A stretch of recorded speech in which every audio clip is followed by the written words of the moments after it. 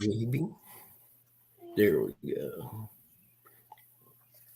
There we are. We're on there now. Hey guys, Dennis here, and we have Alex and Dan, Muddy Water Search and Recovery. Hello. Chrissy wasn't, I'm throwing my ink pen now.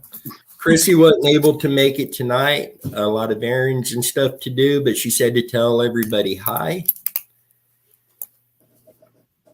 Dan, call Dennis and rattle his chain. And Catfish, Mac, Jennifer, Aaron, hope you guys are doing well. Thank you for doing some stuff.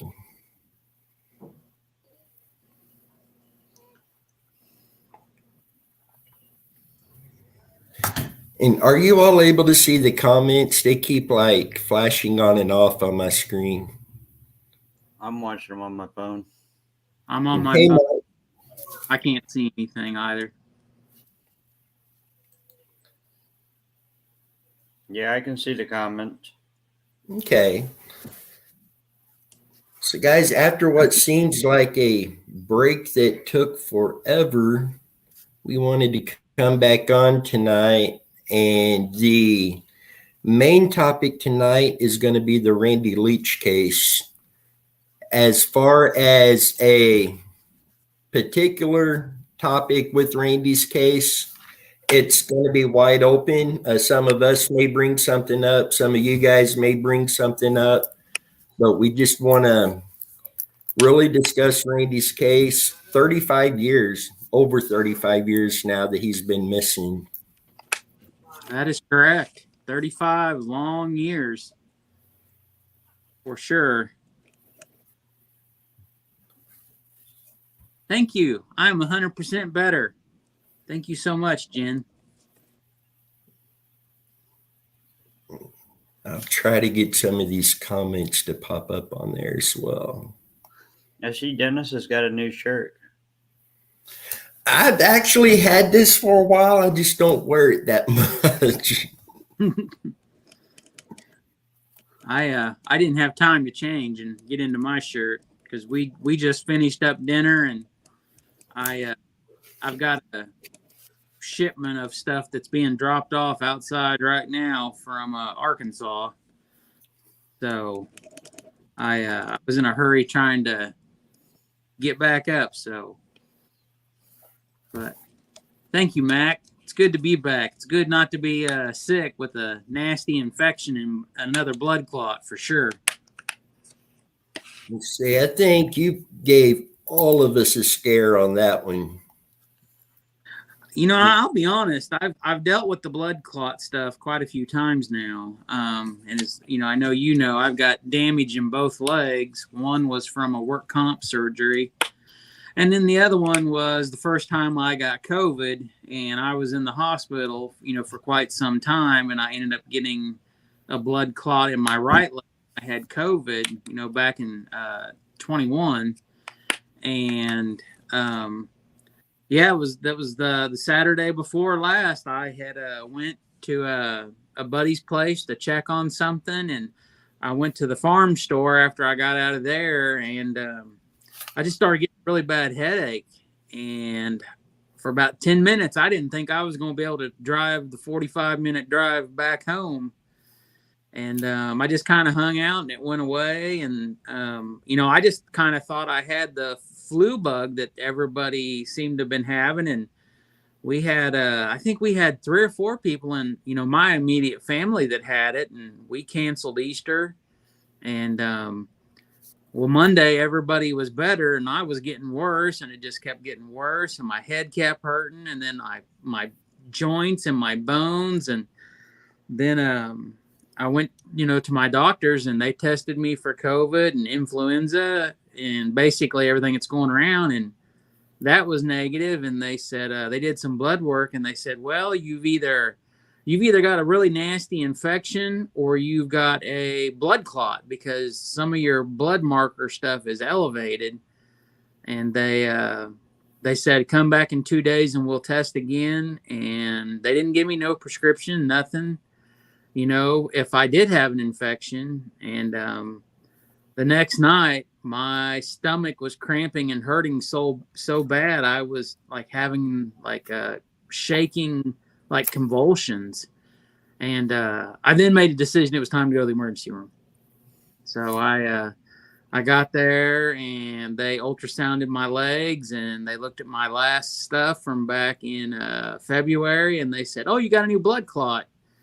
And then they came back and they said, "Oh, we processed your blood and you have a really nasty infection that's settling in your body, kinds of different places." So yeah, it was a bad deal. I don't wish really nasty infections, because at first they thought it was spinal meningitis, and they were talking about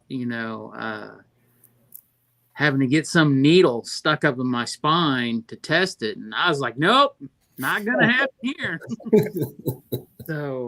But yeah, so it was a bad deal. I don't wish anybody having to go through any type of nasty infection. And I after I learned that, I knew exactly how I'd got it. I had cut my right leg, which is my leg that has the COVID blood clot damage. I had cut my leg out in the yard, and for my own fault, I did not stop what I was doing and go clean it properly, and that's how it started. So after they saw the scabs on my leg, that's what they informed me that it was, and that's how I had evidently had got it. So, but okay, we got a good question here. And I would like to talk more about Leanne's brother possibly being involved. She had made a comment he'd been at Dan Flanagan's that night. Would he have been protective of Leanne, and was he interviewed by the police? Now, I want to say Leanne did make the comment that her and her brother didn't really get along. I believe I've heard her say that. Probably don't quote me on it for sure, but I do believe I heard her say that they did not get along. And I did see where she has said that he was at Flanagan's that night. I mean, I would think that no matter to what extent you didn't get along with your sibling, you would still be protective of them and, look out for their best interests. So, I mean, that's a very good, valid question that Aaron asked, for sure. And Jennifer says, Aaron, we don't have a statement for him, but that doesn't mean that he wasn't interviewed. Because likewise, I haven't seen any of the documents or files. I haven't seen anything where he made a statement on those. But as Jennifer says, that doesn't mean that he wasn't interviewed. It's very true. And going to your point on siblings, I do have a sister. We haven't spoke 4 years now. Right before my dad passed away was the last time we spoke. And life choices and different things, we don't have that connection anymore, to the point I don't know where she's at. I know the life she's living, what she's involved in, but I don't know anything beyond that. Yeah. It doesn't sound like Leanne and her brother was quite to that level. So I still think that they probably still talked. They may not have been the best of friends, but would still talk, be somewhat civil, respectful with each other type thing. And again, this would be my opinion. I couldn't prove it one way or the other. Yeah. Bob Bowen, Mark says Bob Bowen, Leanne's brother. Leanne says he lied and was there at Flanagan's house that night. Leanne don't talk to her brother. She thinks her brother is a murderer. And Mark has that written down in his notes. And Aaron, could he have mistaken Randy for her boyfriend she had an argument with that night? He would have known her car and that Randy was in it. You know, that's a good point, Aaron.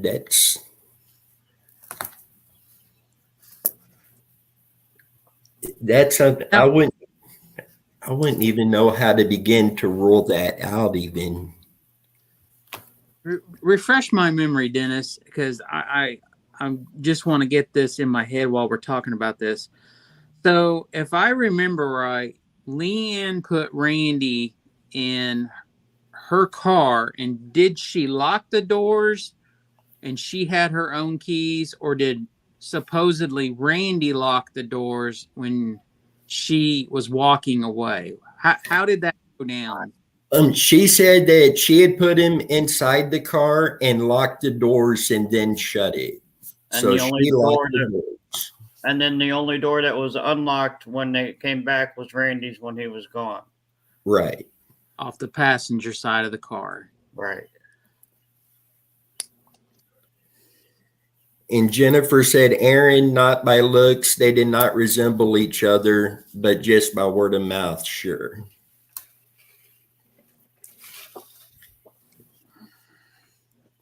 And Mark also says she locked the door, and Aaron says, I think she locked the passenger door. Yeah, she did make the statements that she locked all the doors, and then, as Dan was saying, the passenger door was the only one unlocked when she come back. Now, does anybody else have access to her keys?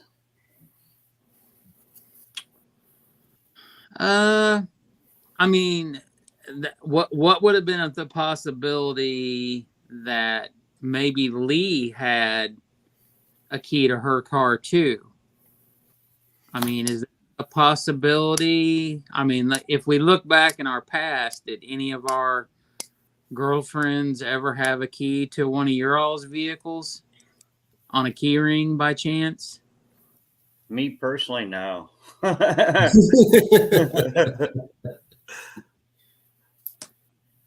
Seeing with that, we would also need to look to see for sure, when did Lee arrive to the party? When did Lee leave the party? Did him and Leanne arrive and leave together, or was it separate? I know in a lot of statements, in a lot of statements by one person, it has them leaving separate. They had gotten into an argument at the party and he left early. When you look at the documents and the police reports, it states that they left at the same time later in the evening. So then it's, what time did they actually leave?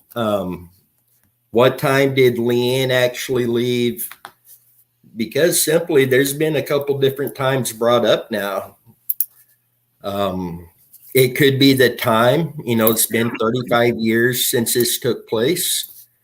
It could have been, if you had a little bit to drink, you might not remember the facts straight, but there's a couple different times that's been thrown out by some of the same people that doesn't add up. So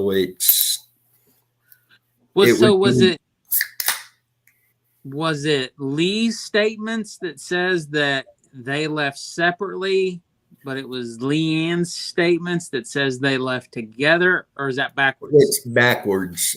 She stated that they'd gotten into the argument early, and I want to say 10 or 10:30-ish. Don't hold me to that time though, but that he ended up leaving and going home. But Lee said in the police reports that they left later that night together. And as Jennifer and Aaron saying here, Lee's house was only about a 7-minute walk from where the party took place. Oh, yeah. He just was up the road, just not very far at all. Because I actually was talking to Keith Kaufman the other day, and I had asked Keith if he remembers what kind of car Lee had in high school. Keith told me, he says, I honestly can't remember, but he goes, I truly think that Lee didn't have a car, especially their junior year when this happened. Because, you know, Keith and Lee, they were juniors. So, because I had asked him, because I know there's been lots of times that this black Trans Am has been brought up. A Trans Am that was kind of like the Trans Am, maybe like the body style out of the Smokey and the Bandit movies. And I believe Keith said he didn't remember that, but he honestly doesn't remember thinking that Lee even had a car their junior year. So, so, you know, and I guess in the grand scheme of things, it's either he did go home with her or he walked home or he caught a ride. So, you know, we I guess we just really don't know.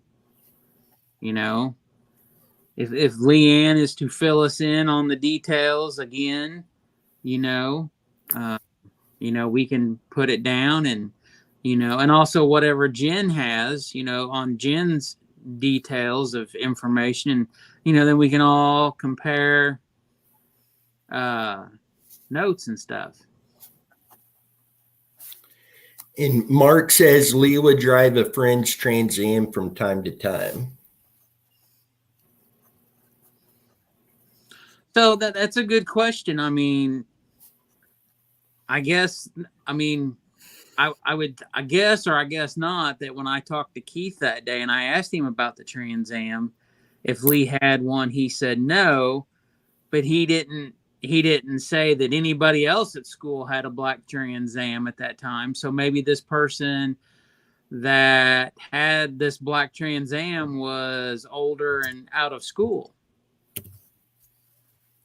So, because, you know, once again, we're talking a little itty bitty school. I mean, everybody mostly knew everybody, because, you know, there was only how many kids were in Linwood, you know, high school, all 4 grades. Because I know when the schools combined and it was my freshman year, I still don't even think there was 400 students between all 4 grades between both school districts when they combined. But I do have my freshman yearbook, so worst case I could find it and count, so we would, you know, honestly know. See, the thing that catches me is the fact that if in fact the doors were both locked, either someone had a key or someone talked Randy out of the car. Or maybe Randy had passed out and then he woke up and freaked out and then realized, oh crap, I got to get home. I'm supposed to be home at midnight. And then he let himself out, you know, because I've always thought of it this way. And I've brought this up many times. Randy seemed, for the most part, when Randy was supposed to be home, Randy was home. He didn't seem like a curfew breaker, you know, etc. So I've always kind of been, and even when Randy, because, I mean, we can be honest about this. Randy seemed to drink beer, and it's been known that he smoked weed and stuff, you know. So I would assume that he did this at parties, because he wasn't doing it at home. Right. So, but he was still cognitive ability all the time that he knew he had to be home, and he was always home pretty much by his curfew. And that's why I've always said that between 11:30 and midnight, and not even being 10 minutes away from home, if that sometime around 11:30, even if he was drunk or stoned, in his mind he probably would have started thinking, I need to get my butt home. I got to start thinking it's time to get home. And that's why I've always, just in my mind, I've always thought that something had to have happened between 11:30 and 12:30 that night. You know, at some point, he probably thought, I need to get home. I need to get going. and then he got intercepted somehow. Something happened.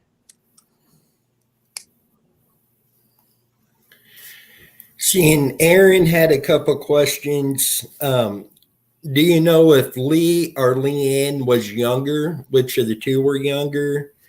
And did Lee and Leanne's brother, were they friends?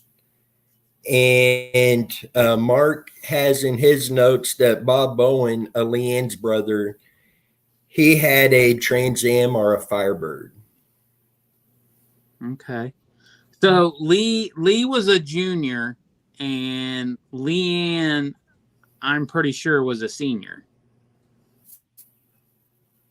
Because I don't remember Leanne as a freshman. I remember Lee when I was a freshman, and he was a senior, along with Keith and a lot of other people that have been, names that have come up over the years who were at the party and stuff. But I definitely know that Lee was a junior because he was a senior my freshman year when the school districts had combined.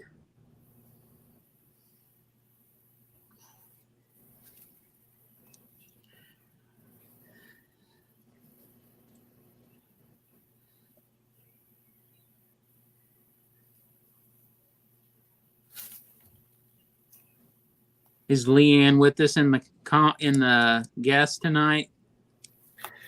I haven't seen her yet.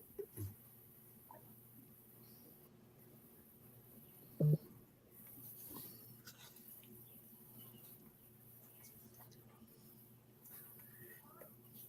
don't see her. I was hoping she would come on tonight. Now, when we get the date rescheduled for the Randy Leach live feed we were going to do a week ago, we're trying to work it where Leanne will be able to join us live on that one. Yes. And I have thrown that offer out to Keith as well. I did mention that, I was going to ask him if he wanted to participate in this with us and stuff when we actually able to get it rescheduled. So. And Jennifer says that Leanne's date of birth is 1969 and Lee's is 1970. And Mark says, haven't seen her here yet, but eventually I'm sure she will answer later. Tamira's here. How you doing? Hope you're doing well.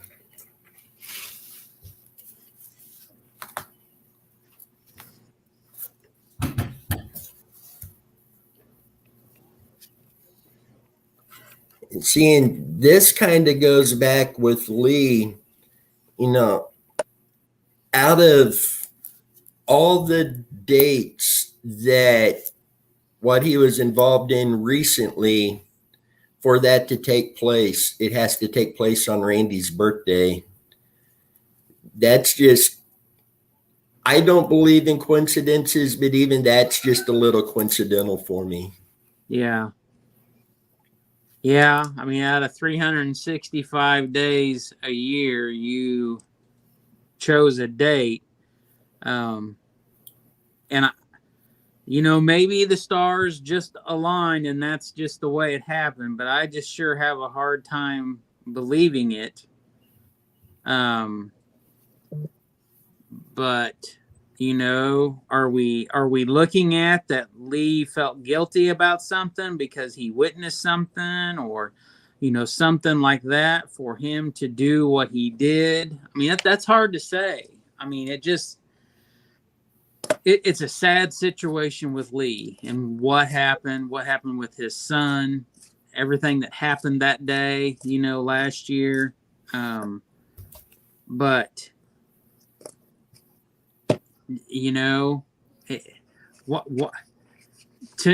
okay, so I guess in my head, if I was to think about it and think, okay, what if he did see something?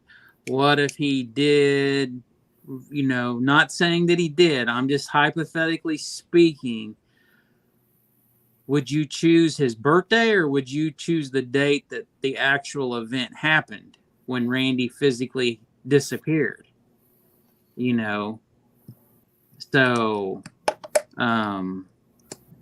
that is, to me, it would make more sense to have ended his life on the date that Randy went missing, not on Randy's birthday. Because I guess in one way you look at it, if it is related, was he good enough friends with Randy that he knew Randy's birthday? Or is it just always ate at him and he knew Randy's birthday because of what happened?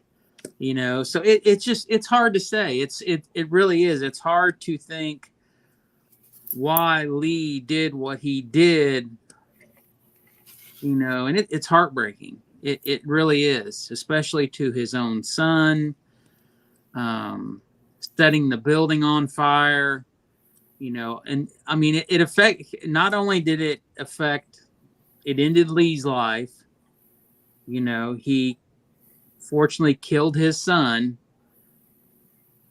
He killed his son. He set the apartment complex on fire, and then he committed suicide. You know, and unfortunately, that's a horrendous act. It's terrible. It's terrible that he did that, because not only did he do what he did to him and his son, he also took away other people's homes, you know, places that they lived and their family. So him affecting his own family really affected way more than he probably ever imagined at the time that the act that he committed that day. So it's very sad. But yeah, and as Mark says here, on Randy's birthday.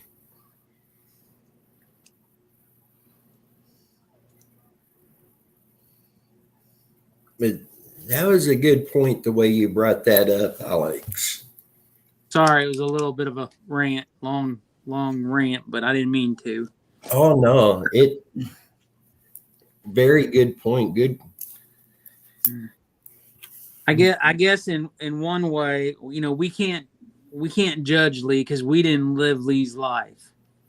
You know, we don't know what demons Lee was living with. You know, I just don't understand that if he wanted to be done in life, why didn't he just take care of himself and be done with it? Why did he have to kill Aiden and then also do that? You know, and I've told you that, you know, Lee and Aiden lived with Keith for a little while. When Lee was having issues quite a few years back, but you know, Lee and Aiden both lived with Keith, you know, for a little bit, and then, you know, after he got everything straight and he moved on. But I don't think the demons and possibly the drug use and stuff ever ended with him, and you know, it's pretty sad that it's all turned out the way it did. So, but you know, we will never know the truth, because Lee evidently didn't leave a note to why he did what he did. You know, did something happen and Aiden found out and he did what he did because of that? I mean, we will truly never know. But it's such a crazy coincidence that he did that on that day.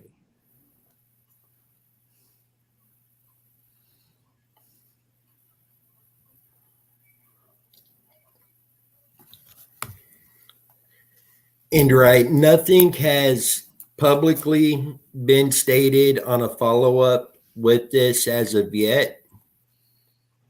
So this is going off of what we do know. Yeah, I better leave it at that. Yeah.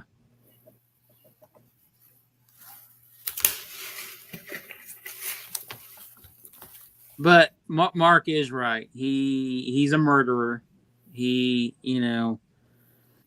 I guess me saying I can't judge him for what he was dealing with, because everybody deals with stuff differently in life. But in the end of it, he evidently killed his own son, and he killed himself, and he displaced a lot of people, and a lot of people lost a lot of their own personal belongings. So, yeah.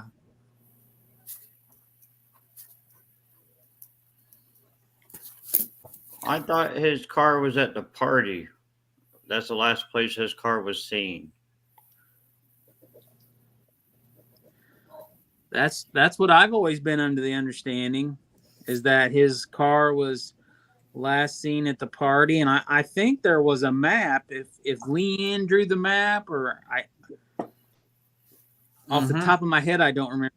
Dennis, or or Jen. I'm sure Jen have documentation in her stuff, but did Leanne not draw a map and where she said she was parked, and where supposedly Randy's car was Randy's car not parked down by the street somewhere by the entrance of the driveway, I thought?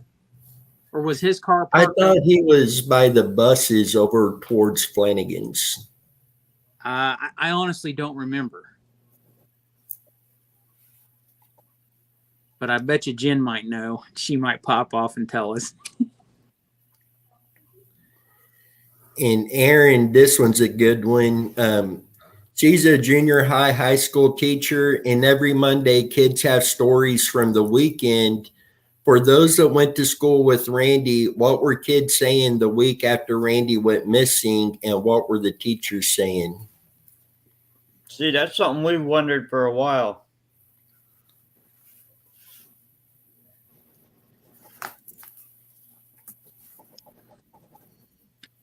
I think from my conversations with Keith, and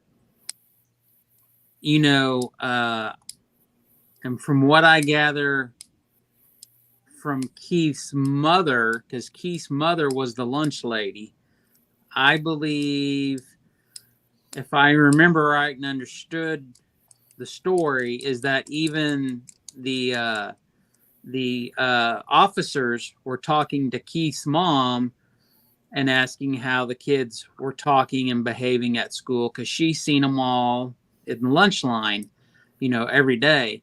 So, I would presume that in a small school, which, I went to the small school, and I remember when I was a freshman, people were still talking about it, because this, my freshman year started, 4 months after Randy went missing, basically. And so I would imagine that last month and a half at Linwood, before the schools combined, I'm sure everybody was concerned and talking about it. Maybe they weren't talking out loud, but they were talking in the shadows, because we all know that people were pointing fingers and saying this and saying that about other, fellow students. So I would presume that, yeah, it was an ongoing daily subject, because I think, according to the documents, it looks like the students were constantly being questioned, off and on, and students were coming forward, or the police were talking to the students, whether it was at school, at their homes, if they saw them out and about, possibly. So I would definitely say that it was talked about quite a bit, because let's just say there was let's say there was 40 seniors. Out of those 40, there was probably 2 or 3 good cliques of close students that were close with friends with each other. And I'm sure people were talking every day. I mean,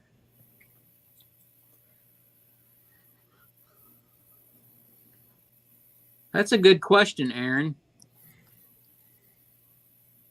I honestly do not know that. I believe I've heard that they were given his diploma, but I haven't heard if he was spoken about at the graduation. And Jennifer might remember as well about the diploma.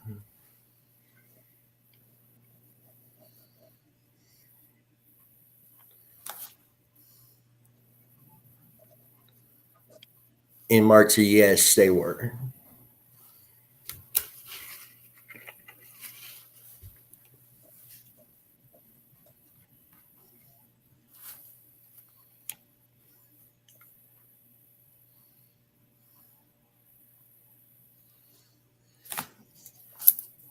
Seeing there's just so many different theories in Randy's case that goes every different direction. Mm-hmm. And I think each of us on the Muddy Water team, most of us kind of lean back towards one particular location, but the theory of which he got there, I think most of us have a different way of getting to that point. And if we were to like ask everybody, you know, what's your theory on Randy? We're going to get 50 different theories on it. There's just so much that goes into this one, so many different theories. Yeah. And yet, 35 years later, I don't think any of them can really be ruled out at this point. I mean, there's definitely several that I would feel are least likely what would have happened, but nothing that can just be definitively ruled out at this point. Yeah. Well, I mean, a perfect example is Randy went to California. You know, there was rumors and accusations that he said that night he wasn't going home. You know, if I remember right, which I'm saying there, I could be wrong, but I thought at one time somebody even said they had heard that he said he was going to go to California. You know, and then lo and behold, the National Geographic issue comes out. And although we cannot say 100% that it is Randy, but I would say in the 90 plus percentile, it sure looks like Randy, you know. And even if 4 years had gone by from when that issue was printed, I mean, we all know that people lose weight, gain weight. There could be drug abuse. There could be health issues. And yeah, the person in the National Geographic issue looks like they have kind of possibly gained some weight. But then again, it kind of looks like someone maybe could be on drugs. But you know, that's one of those things where the Leaches said, that's not our son. But enough people have looked at it and they've thought, well, it sure looks like him. And, you know, there was rumors, accusations that he said he wasn't going home. And somebody said that he said he was going to California.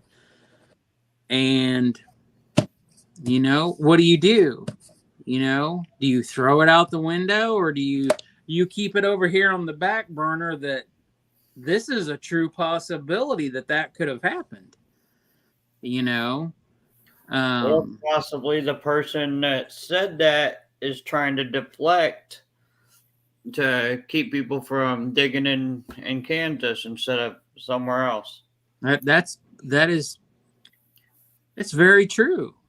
You know, I mean, we've heard rumors that he's in Colorado.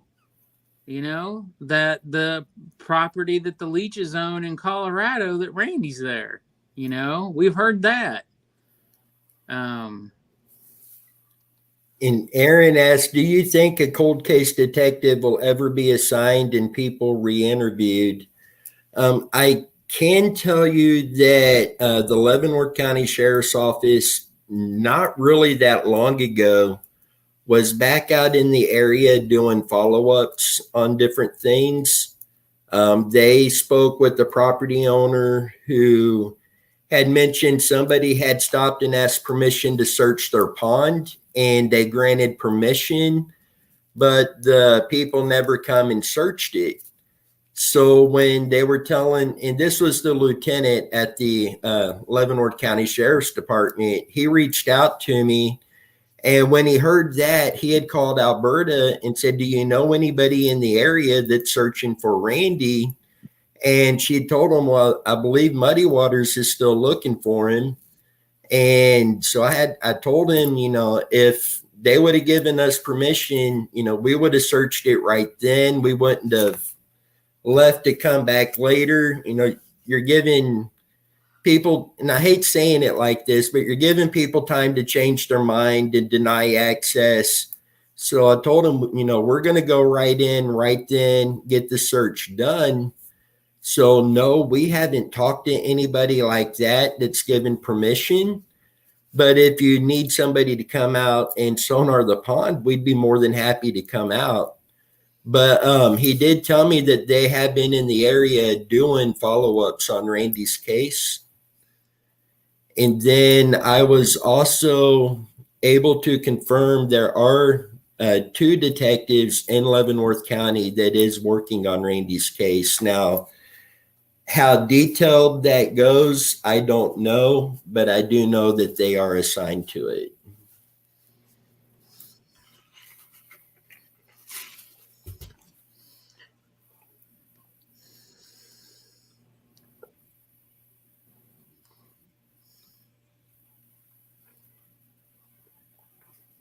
And Catfish says, Aaron, the only way, disappeared on me again. The only way the detectives can recall an interview is to go back to the judge and reorder a new interview on everyone.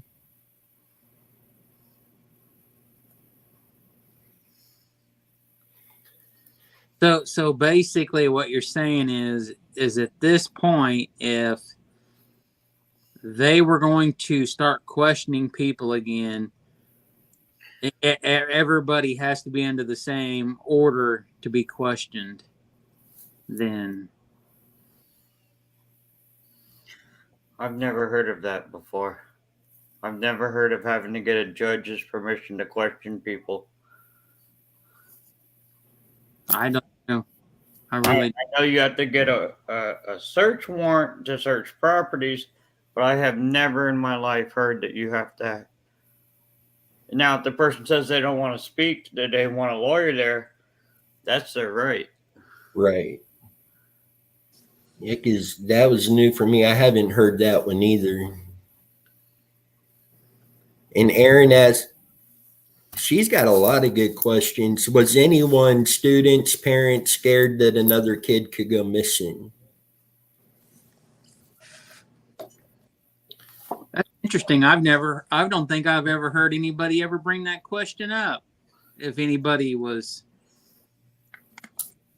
felt that way, And Samantha, are we ever going to get answers? It's beyond time for answers. I know that. Yeah. 35 years beyond time. That's very true.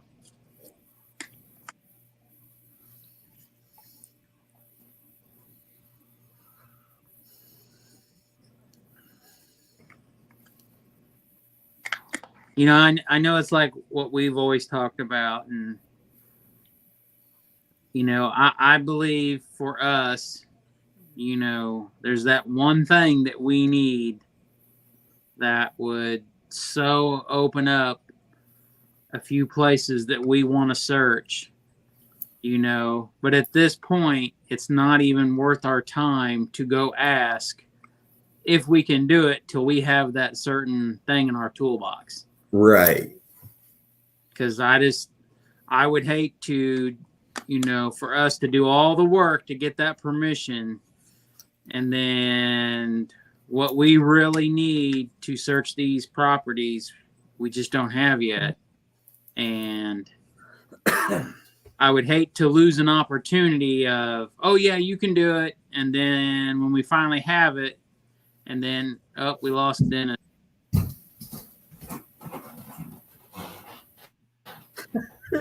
Dennis. Knock, knock. Where'd you go? Did you not plug in your computer?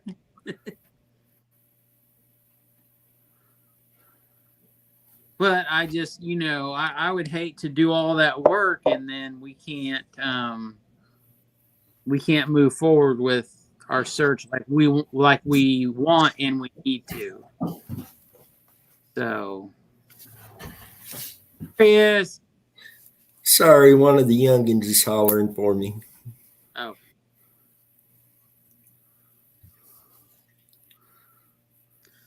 So the piece of equipment that we really need is GPR, ground penetrating radar. At this point, we have basically everything to do water searches. We have a new boat, we have new sonar. We have stuff to do those searches. We have our own heavy equipment to, do digging, excavating work. We just need the ground penetrating radar. That is really the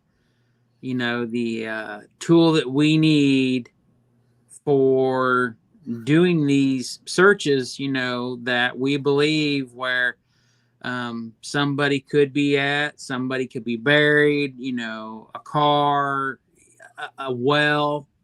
We have so many different things, and that we need to, and it's just not Randy's case. We have a tremendous amount of cases where people have gone missing in cars. They are supposedly buried under concrete, or they dug a hole. Their bodies were placed. They poured concrete.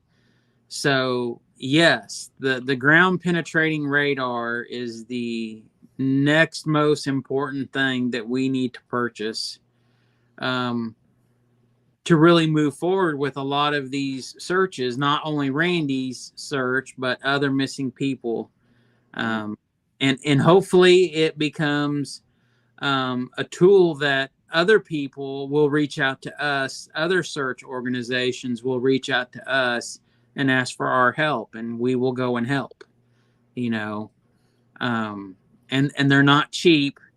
And if you watch our channel often, we talk about it quite often, but, last year I even tried renting one, and I talked with a rental company. They asked what you're trying to do, and I eventually told them what we were trying to do, and they were really awesome about it. I told them we were looking for people that are missing, that are presumed deceased, and we're going off leads and information that's came into us, and I need the ability to see in the ground without digging, first. And the problem last year is that there's quite a few companies that will rent these to you, and they are basically online companies, and you have to do all the paperwork. You buy insurance. They will ship you the unit. You use it for however long you need it, and there's of course a rental fee, and then when you're done, you ship the unit back to them. So basically, when I was trying to get one last year, they were basically telling me that they were all rented out. Nobody was returning them because the rental units were being bought outright, because there's always an option to buy the rental unit.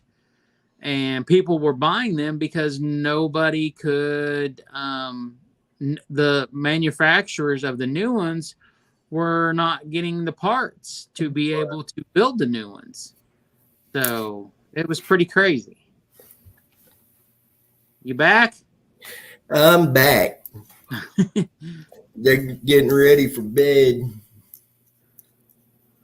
So I had to get in and take care of that real quick. I see. I was just on a little bit of a talk about the GPR units and renting them, and the buying, renting, and we tried to rent one, and basically they were all rented out and they were not being returned because people were buying them outright, and basically it left us kind of high and dry last year of being able to do multiple searches for multiple missing people. So it had affected us in more ways than one. So yeah. And I talked to another company on Friday, and they still don't have any either that they're able to rent out. Man.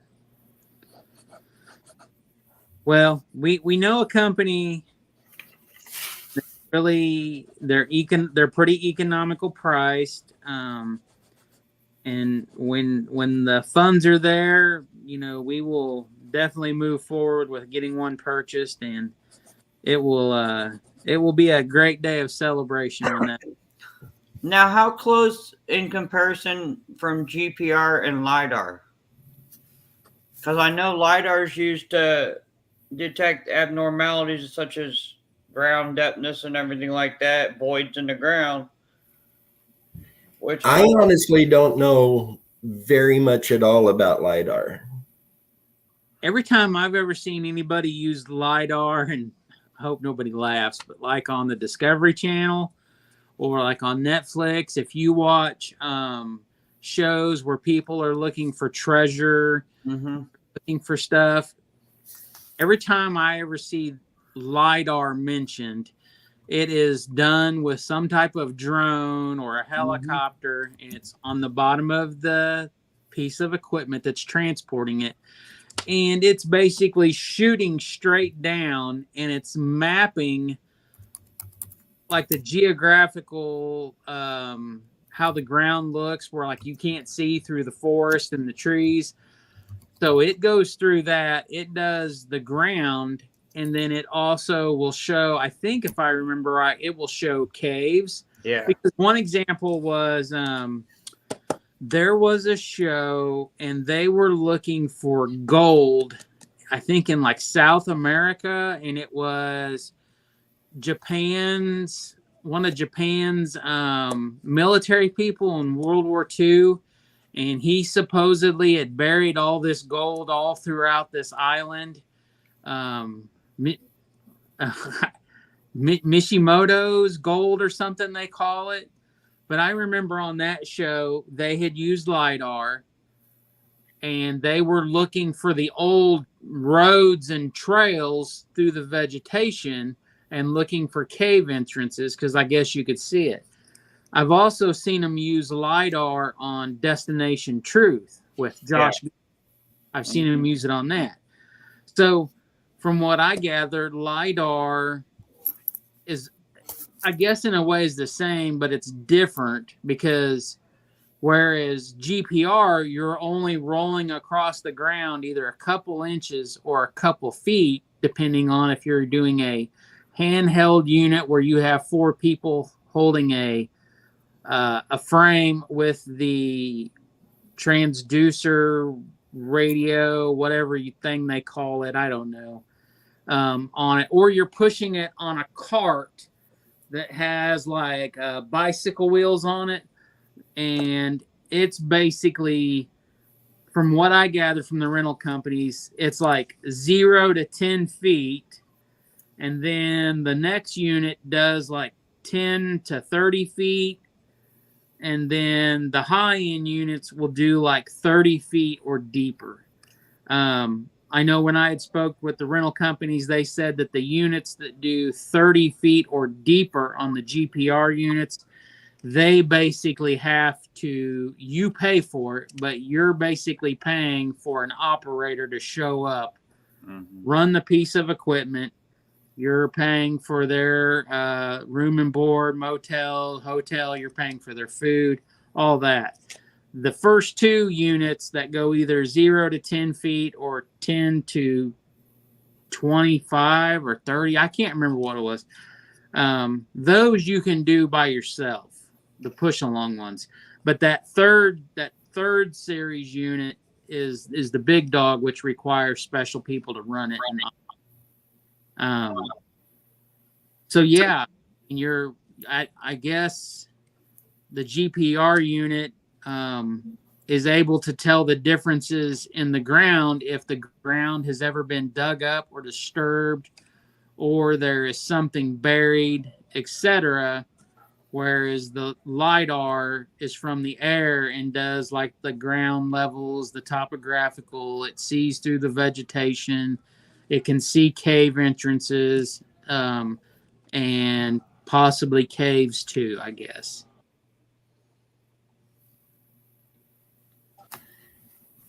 And Mark is asking about the pond on Leanne's childhood home, the one not far from where the party took place. And Mark, when we're back out in that area, I will definitely get over and knock on their door. Mark and I talked not too long ago, and this property come up again. So I did get that put over on our list of areas that we want to search, and we'll be trying to get permission to get on that. And then the pond that was denied to AWP, that was Bishop's pond, Bishop's property. Mm-hmm. And to my knowledge, the pond on Bishop's was never searched. He said that it is a very shallow cow pond, but to my knowledge, it has not been searched. Now, is that the same Bishop that went missing? Yeah. Is that the same family?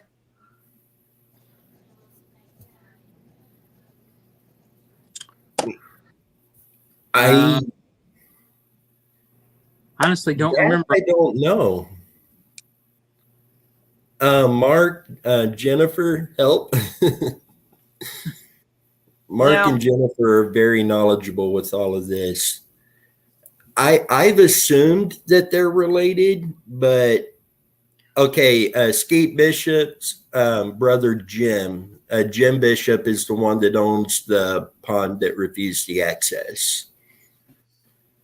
But now Jim has. Mistaken, wasn't Everett murdered by someone else, but they have not found the body? Brinkley and Montgomery. Yeah. And he was supposed to have been put into a metal drum. The drum welded shut, holes knocked into it with the hatchet and put in the Missouri River. It was Skeet Bishop and Lloyd Folsom both. And yes, as Jennifer said, it did used to be Skeet Bishop's land.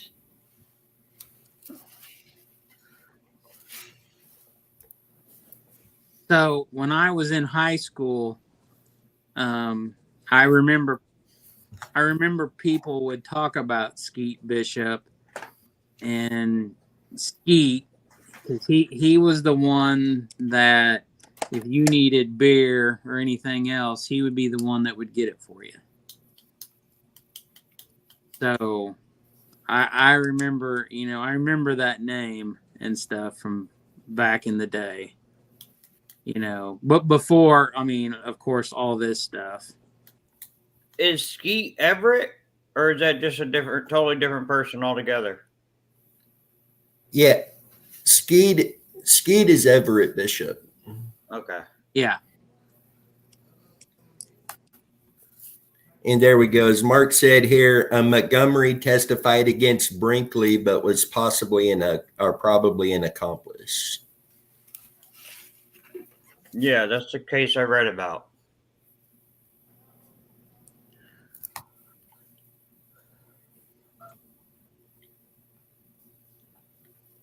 But all of those people, because if I remember right, he's passed away.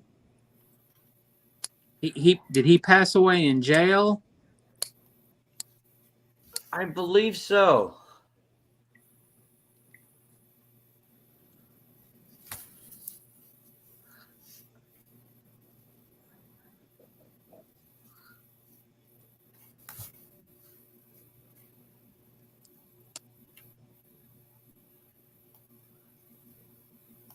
I'm not seeing any comments at all.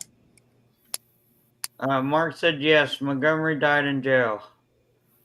Brinkley is up for parole soon, said Jen.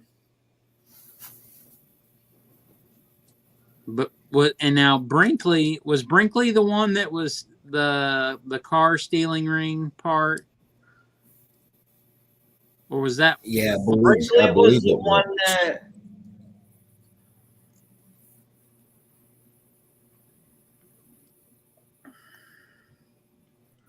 Surgeon.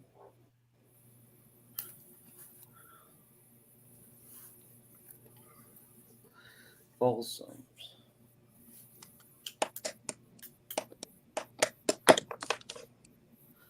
And no, Samantha, you're right. There's not very many people left. If they Yeah, are, Mark says Brinkley was with the Florida car ring.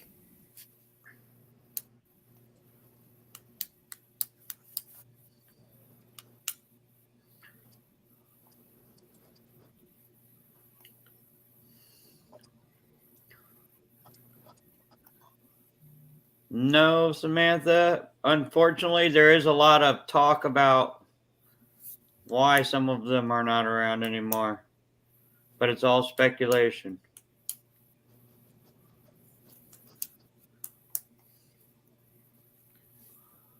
And Mark said Montgomery died in prison serving 18-month sentence for Folsom's body disposal.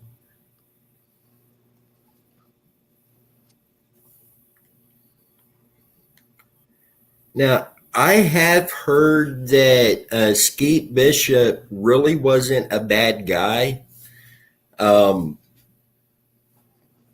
Montgomery and Folsom would come over to his place and they'd target shoot and stuff like that.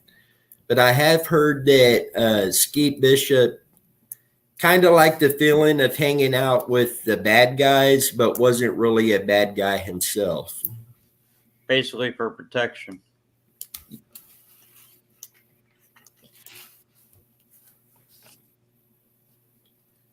And Montgomery died of cancer.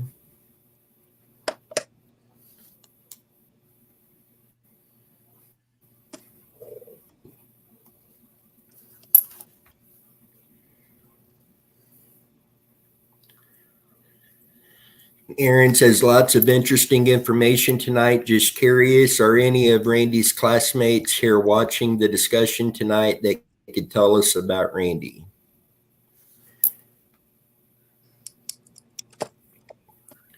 Hey, Brent, how's it going? Hey, Brent, if you try Google Chromecast instead of using the YouTube app, you'll be able to see the comments better on TV because it casts from your phone to your TV. How many people are watching right now? 29.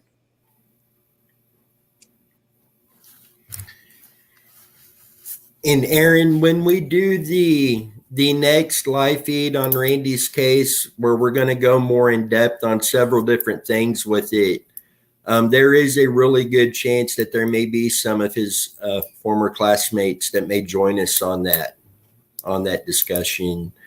And then I know we're trying to get Leanne to come in and come live with us on that one, but there's some others that I'll be reaching out to, and Alex will be reaching out to, and we're going to try to get as many as possible to come on with us that night.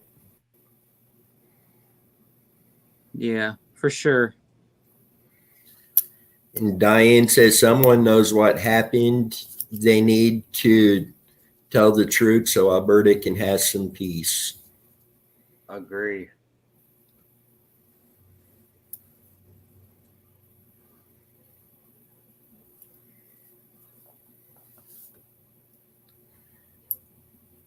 And, Jim Bishop, it was real easy for a lot of people to jump to the conclusion that he was hiding something because access was denied to AWP.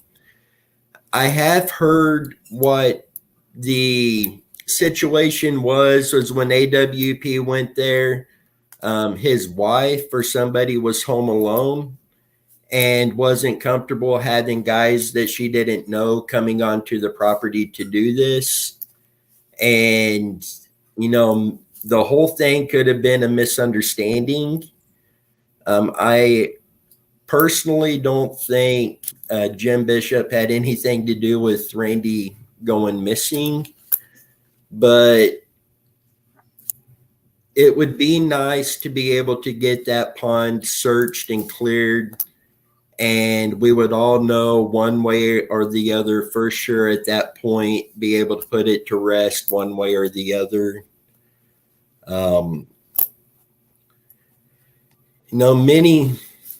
We've had other cases that we were denied access on, and quite honestly, some of these, I don't feel that they're hiding something.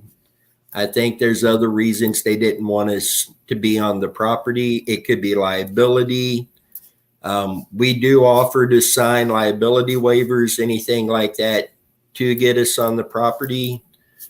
But Jim, this is one of those, I personally don't feel Jim had anything to do with Randy's disappearance.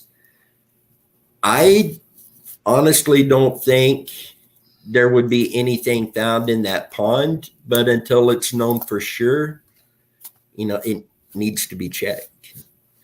And it would be peace of mind for the family as well, that they would know, hey, something didn't get put in behind my back. I've been right all along. There's nothing here.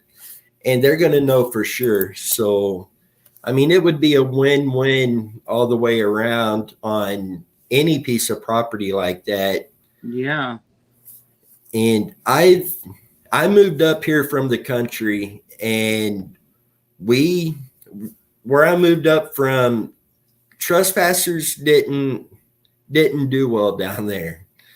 So I get not wanting people coming on your property, but something like this, you're looking for a missing person that's been gone for 35 years. Randy's dad passed on not knowing where he's at. His mom, she's not getting any younger, unfortunately. And we want Randy found so at least she knows where he is when that time comes. So far, I've only been denied once about searching, but I'm kind of glad I was denied by that person. But I've been denied once on one of our searches. Just last month. Was it last month or the month before last? And, it's going by so quick. Yeah. And that conversation started out great and ended terribly. So they made it very clear that we were not ever going to be step foot on that piece of property and look for that lady. So, which is really sad, because when they did their search back then, there's no way they had GPR, and they for that lady close on that piece of property. And once again, that's another situation where the dates, the coincidence, the relationship, that person went there for a reason and did what they did. And yes. Maybe there'll be another day where we can work with law enforcement and that, on that particular case, and discuss the case with them and say, hey, we got GPR. Let's go do this again. Let us help you free of charge. Let us go help you, and let's put this piece of property to rest once and for all. So I haven't gave up on that case, but it's another one that's sitting back over here waiting until we have the right equipment. So Yeah, Lisa made a good point, and we kind of know why they didn't want nobody in that house to check for DNA, though. Right. And Craig, I am so sorry I did not see your message. I would have I would have definitely reached out to you. I would love to meet up with you. And I also hope your dad's doing all right.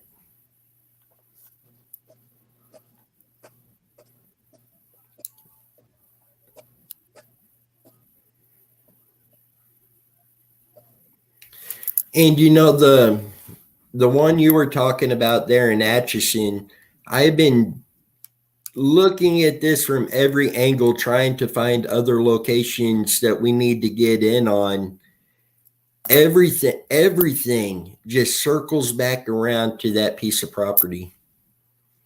See, and I'm still thinking that could there be a possibility that the property wasn't divided by a fence and the owners of the property right behind it, which butt up to that property, if there wasn't a fence, he wouldn't know a property line, and she could possibly be on the.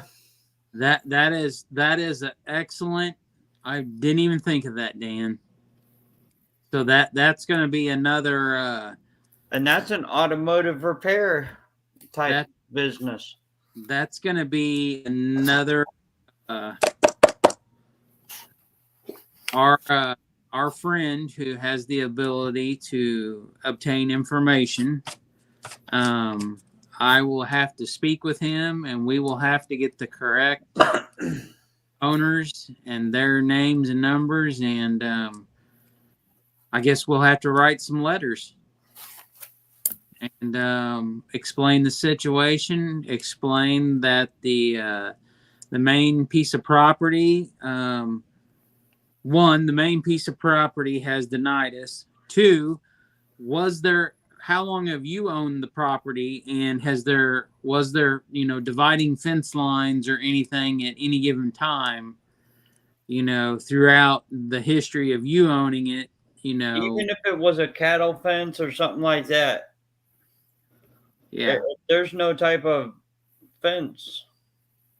Yeah.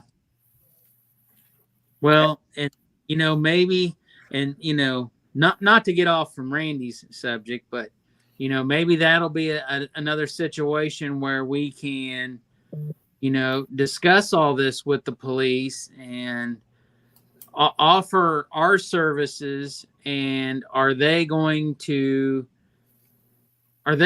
be able, with us offering to help and having the equipment to do the search the correct way, would they be willing to provide the information on where they found his body hanging in the tree? Exactly. Where at on the property was his body? With us working together, can you provide this information so we can search in that area with the GPR unit? Because I'm sure they have the ability to get the pull to get us back on the property with them, to do the correct search with a GPR. So, because that one's an old case. It's let's see, 92. I believe Yep, 92. 92. So 30, the year I graduated. So. And Craig, I'm sorry to hear that. Your family will definitely be in our thoughts and prayers on that.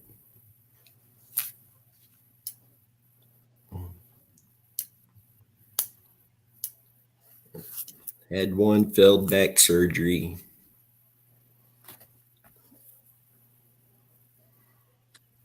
That's a bad thing. And Craig, yeah, just let me know and we'll get a time set. We'll come out and see you.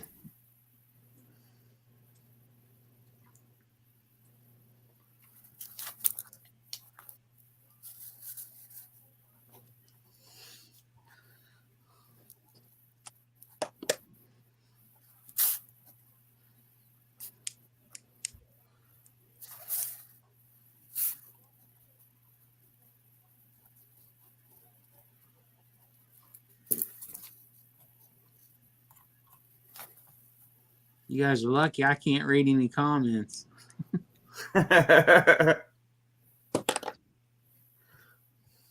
Meanwhile, in the quiet time, I am doodling since I can't read anything. See, I'm on a laptop with you guys and got my phone next to me reading the comments. Well, that usually when Tammy's with me, that's the way we do it. We use my phone to do all the talking and the videoing, and we use her phone to read the comments live, and that works good. But the family's here, and she's with them right now. And the last time I tried doing this scenario on the computer, it was all having all kinds of reverb and echoing, and so I'm on the solo train right now.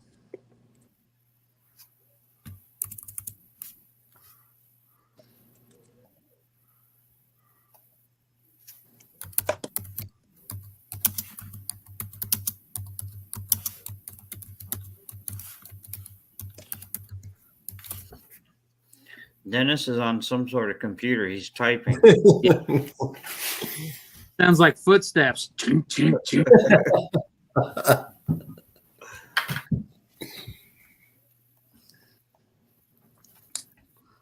This thing is just acting crazy. Did you update your computer? Yeah. Okay. I did too. I got 11 now. Windows 11. I didn't even know that came out yet.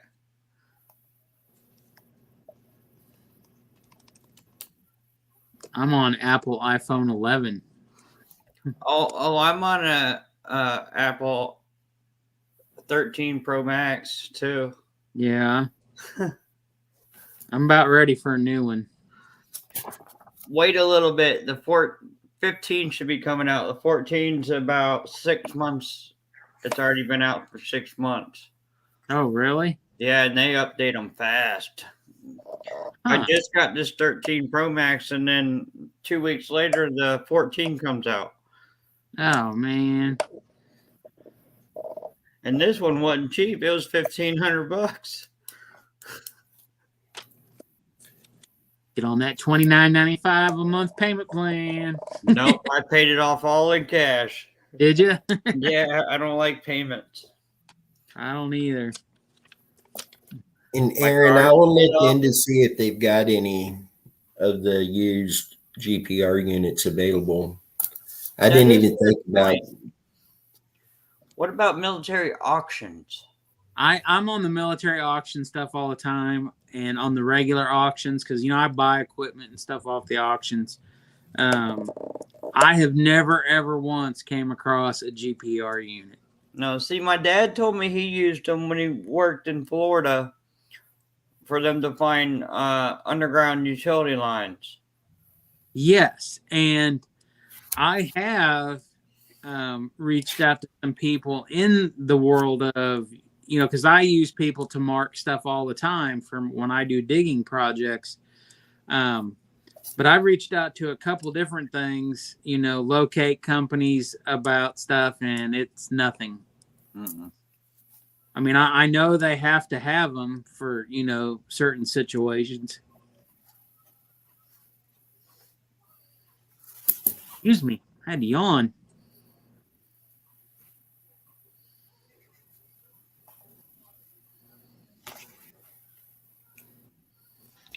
Mark says Teresa Holden, Stacy Blackburn, Burns Brothers, Lisa Vaughn, Kenny Huffman. If any of you are around listening, can you jump in here or contact Dennis or Jennifer off the record or on and help out? Thank you. That would be awesome. Mm-hmm. And we will always continue our wide open invite.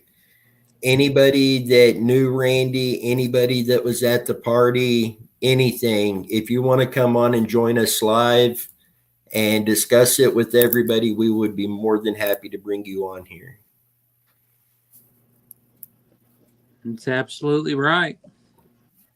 Not to mention leaving a tip anonymously. If you don't want to be known, but you know something. Saying that's something else we could bring up.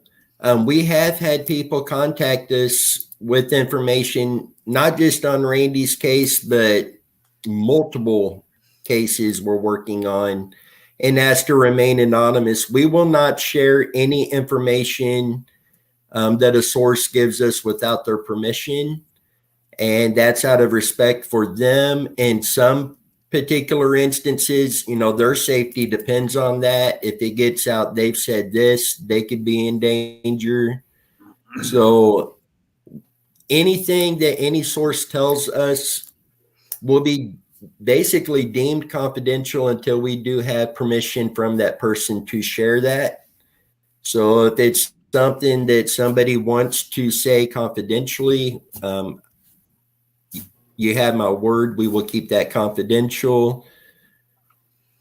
Then if you give your permission, then it can go public, or we would even bring you on to take that public.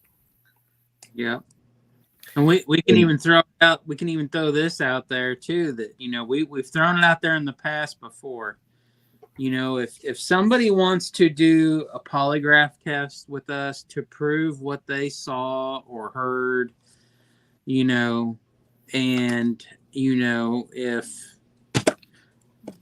if Dan says that every morning he gets up when the sun is yellow and he's seen it yellow and he wants to do a polygraph test to prove to us that, this is what I saw that night when Randy went missing. If it's something that we can use and someone's willing to come to us and do it, please do that, because, it will help anybody and everybody out in this situation, because as of we've all said, there's 99 rumors, accusations, BS statements, and there's only one real truth to all this, And as we try and everybody else tries, it is a lot. It is a lot to go through all this stuff and make heads or tails, and look at it and say, okay, do we believe that this is true? Is there a possibility that this could be true? Or is this just straight up BS? Right. And, we've thrown it out there. We've thrown it out there so many times that if you have made statements in the past, if you want to prove that what you told everybody in the past was the truth and that's what you saw, then come forward, work with us. So everybody in the community, as we work through all this stuff, we can put the truth to the truth and the BS in the trash can. Because like Dennis said earlier, there's really not one specific thing that we can throw out and say, there's no way this could have happened, and it is a lot. I mean, we have spent so many countless nights and hours running through information. And I'm telling you, we go through it all. We look at documents, we look at, records online, we look at vintage aerial pictures. When we look at stuff, we either try to find the truth or we try to debunk it. And that's how much people can send us. Do what, Dan? I said, and there's not much people can send us that's going to disturb us. We've seen some graphic pictures. Yes, we have. And it's sad, but, and we've heard a lot of stories. Mm-hmm. When we can admit, Dennis has shared some pretty disturbing stuff with us, and it's part of it. You have to deal with it in order to try to help these families and, try to resolve some of these issues. That's part of it. And as hard as it is for us sometimes to hear this or to see this, I can't imagine what those families are going through with that. Exactly. Is Leanne on with us now? Yes, she is. Oh. Hey, Leanne, good to see you. Welcome, Leanne.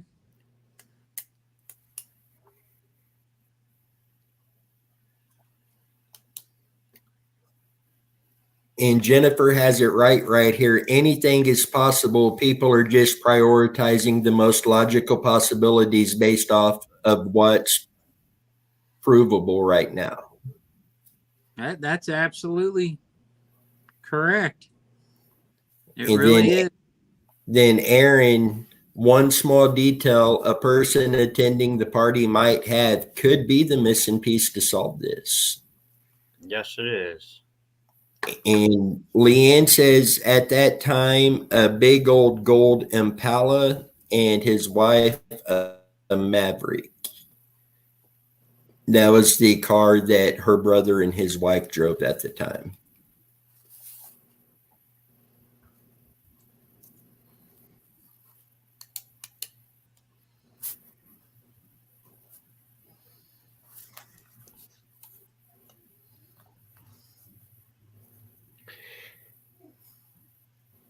And Leanne, I do have a question for you.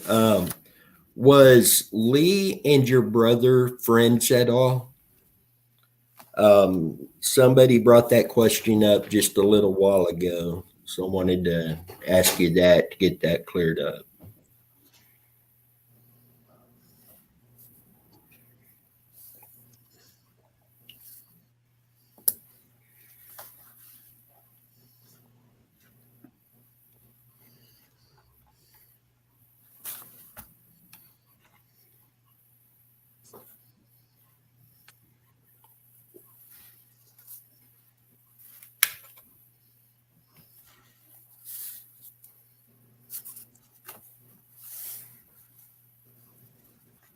No, just met at a family gathering.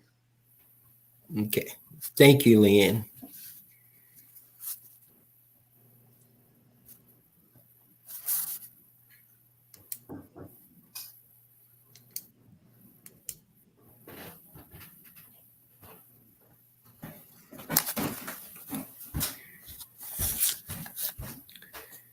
And Leanne, thank you for always coming on and answering questions. You've been really great with that.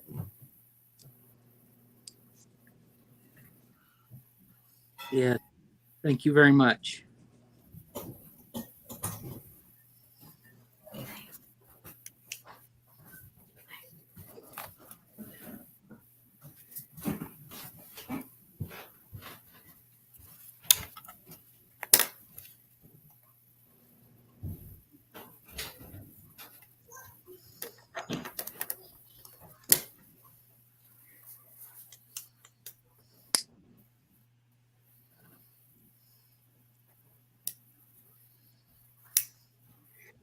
Lee got the big brother routine from both the Leanne's brothers. I remember having to do that when I was younger with my sister. Kind of enjoyed that.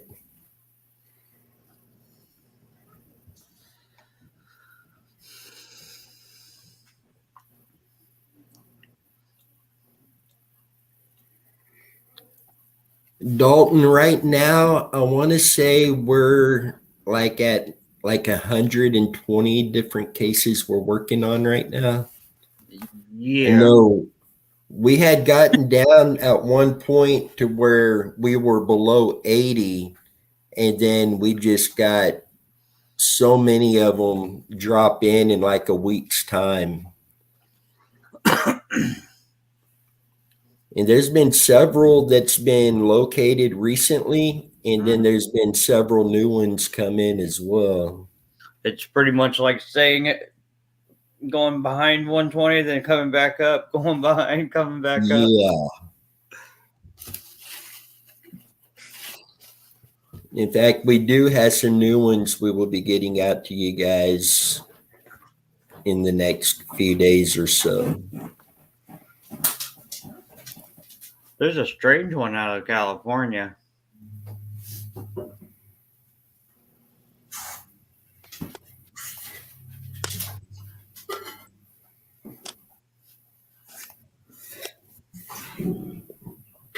And Mark says, Leanne, what do you think of the possibility of Randy leaving your car, getting into his car, finding the keys, drive into Lee Airs and crashing into the pond there and sinking. That's and Mark said, I know he was messed up, but he seemed to bounce back after a little rest.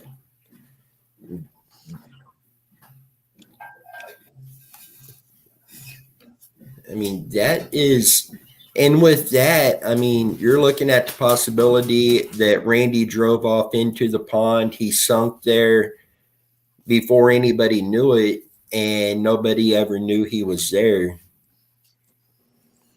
Wow, Dalton, that is awesome. About to graduate with my second bachelor's degree in forensics. Would love to help any way I can. I know that guy. That's my cousin. Oh, Dalton, we're gonna let him say that about you on here. He was just at my house a little while ago, I think. Yeah, I couldn't see who we're talking about because I can't see the comments. See, Dalton, you could have been talking trash and he would never have seen it. I wouldn't have. So, and he was up. Dennis blinked out again on us. Or his pizza's ready. Hey, Lisa wants you to send Dalton Aaron's keys reports. We have them in a file. If not, I got them on my phone. I can send them to you.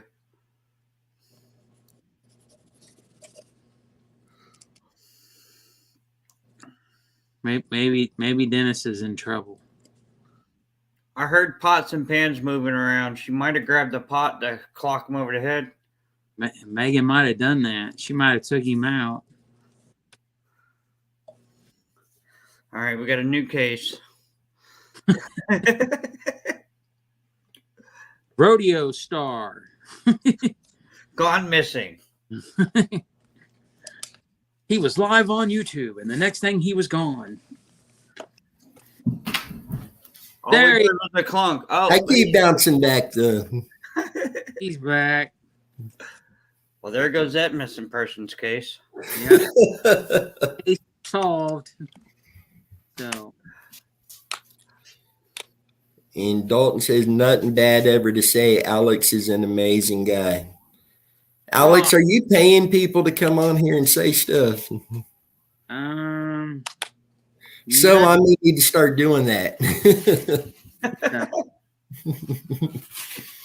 But Mr. Dalton he is on our volunteer search group that he was going to help us on our search. Nice. So, uh-oh. Now, Leanne said unless they replace the fence and the gates the next morning, the pasture. Yeah, that one.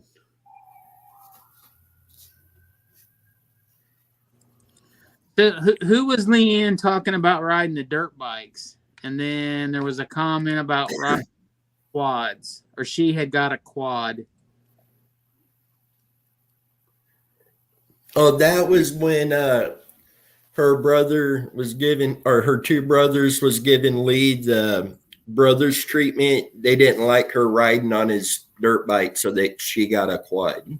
Oh, so she was riding Lee's dirt bike? Yeah. Okay. Cops coming for Alex. That cops weren't on my side. You must have No, they were over here. They have been going crazy the last few days over here. Huh. And we had like 6 fire trucks come through last night. Man, what's your kids doing at night? They better be sleeping.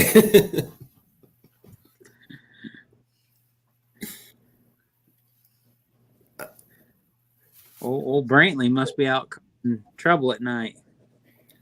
Oh man, if he starts that, I'm gonna have to start taking him fishing at night just to keep him out of trouble. I miss shark fishing. You could bring him over here and we could make him shovel poo.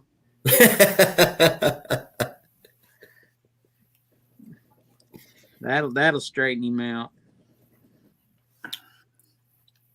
He seems like a good boy. He is. I got very lucky with these two.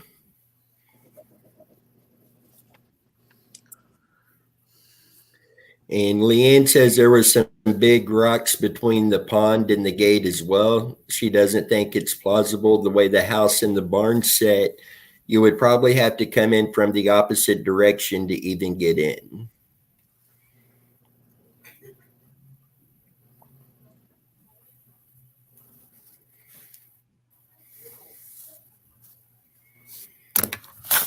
That would make sense, but it also makes sense that, if it's a pond there in the area, especially that close, if we can get permission to get in and get that searched, that would let us know 100% sure one way or the other.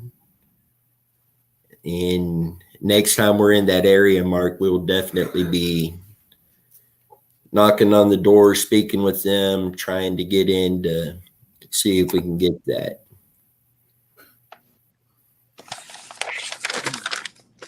Sorry, somebody's texting me as they're watching. I respond to it, so hopefully they saw my note. And Ponytail said, speaking of sleeping, Mark had made a point before about so many of those kids being up early or never had gone to sleep. Yeah, because there were a lot of them that was up very early that following morning. Well, I think there was so many rumors about why the party place was cleaned up so early. And I mean,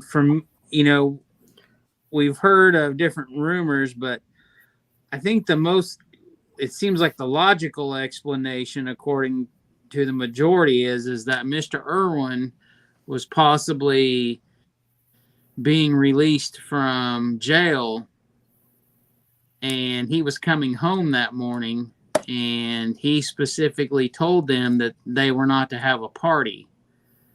But is there truth behind that? Is there 100% clear evidence to why everything was cleaned up in such a hurry the next morning after the party?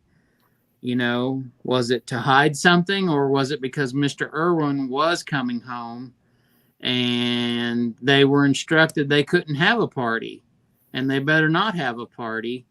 And of course, everybody probably had to get up early and get it cleaned up before he arrived, home. So now, has anybody figured out how long after the party did the property burn down?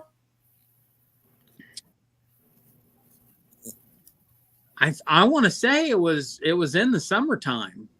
It couldn't have been more than a handful of months, because so when I had talked to Keith about all this, Keith's mom and dad ended up getting divorced, and they sold their property, which was next door to the Irwins. They had sold their property. I want to say, I think he told me they were out by the middle of summertime, but I think he told me that they were already moved out in the summertime before the house had caught on fire. So I would say within so many months, that's when all that must have happened. Now, was it determined an accidental or an arson? I don't know. It seems like it was, as many times as this has been discussed, it seems like it was always brought up as an arson. Yes, the first time they could see where they had poured like gasoline down the hallway into the furnace room. And that's the time that they were able to get the fire out. And then later that night, it caught on fire again and burnt down. And if memory serves me correct, I think there was always discussions that they had defaulted on their mortgage at that point, and there was no insurance, there was no mortgage insurance, nothing on the home at that point, because they had already moved out. If I remember right, they had already moved out. Right. And there was no insurance. And Mark has here, Miss Kaufman called Miss Irwin and told them the house burned after the Irwins moved back to Kansas City. Or Mr. Kaufman. Yes, because Keith's father worked with Mr. Irwin at the railroad. And that's how they had met. And that Mr. Kaufman, when they lived there before the Irwins moved in, they were, I guess, friends with the older couple that owned the Irwin house. And when they decided that they were going to move, etc., that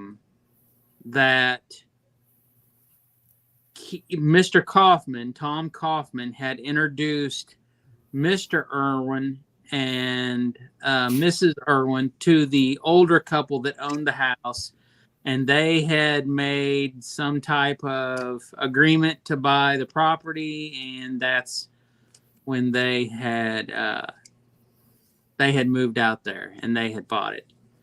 I don't know exactly what year it was, etc., but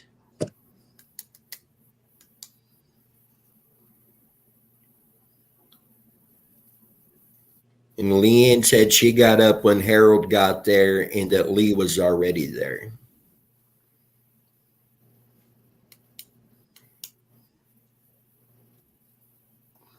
So, Leanne, I got a question for you. Who was the one that actually started calling all the other kids and telling them that Randy wasn't home? Was it the Leaches calling everybody and telling them that Randy didn't come home? Or how did the whole chain of events start between the Leaches and the fellow students? If you can answer that.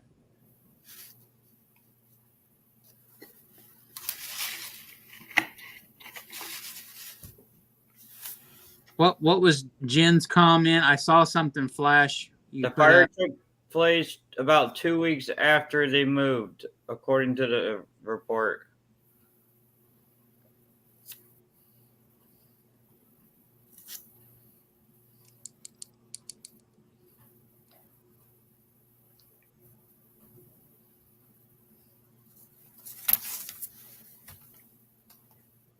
And what was the dates that they supposedly the fire took place? Well, they moved out September or October of 1989. So 2 weeks, that would be a hard guess.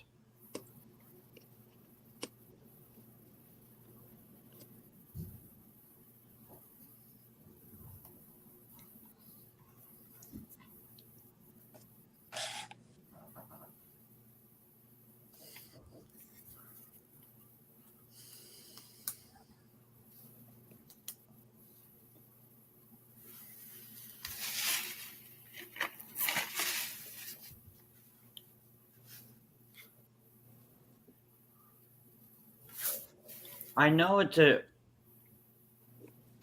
investigations, they got a certain amount of time before they release information. I'm wondering if that goes for the same for arson investigations. If in fact we could get information. And Leanne says, I'm not sure. Of course, Harold told us in person, and we went with him. Leanne called Stephanie Swan. She had already heard because her brother and Keith were best friends.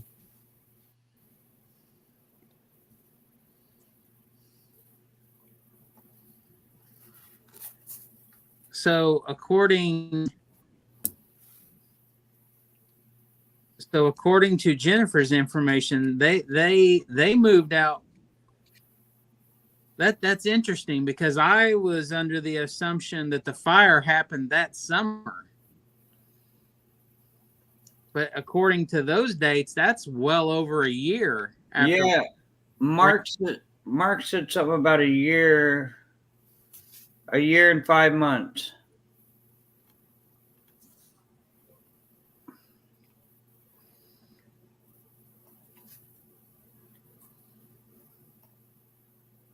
Huh.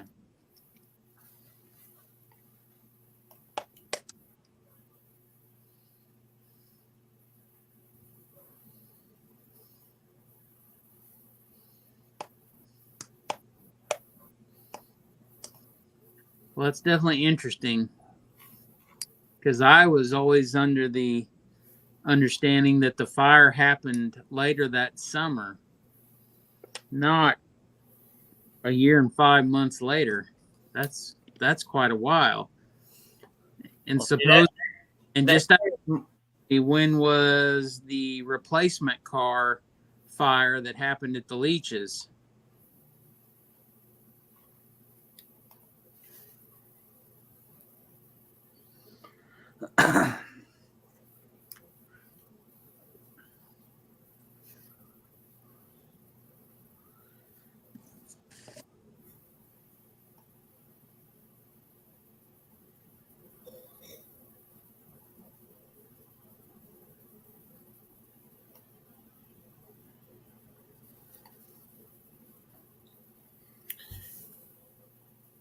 In Dalton, there's been a lot of rumors and speculation having to do with salvage yards, but there's not really been anything to paint a full picture there. I mean, a lot of hearsay and comments, but not a lot of evidence that a vehicle went there. It's definitely still possible, can't be ruled out. I'm just not finding anything that tells me that's where the vehicle went to.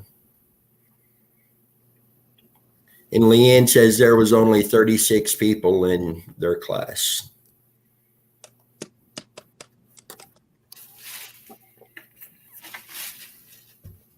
So at 36 people, it's pretty safe to say that the majority of everybody knew everybody.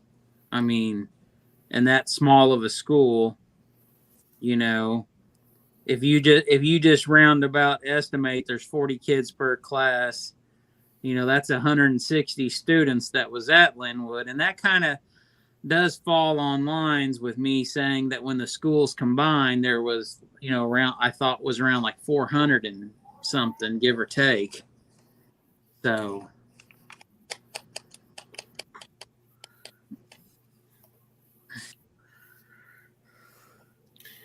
Irwin's friends had access to a salvage yard but never investigated. Lee told Leanne this from Kim telling Kim, but he never shared details.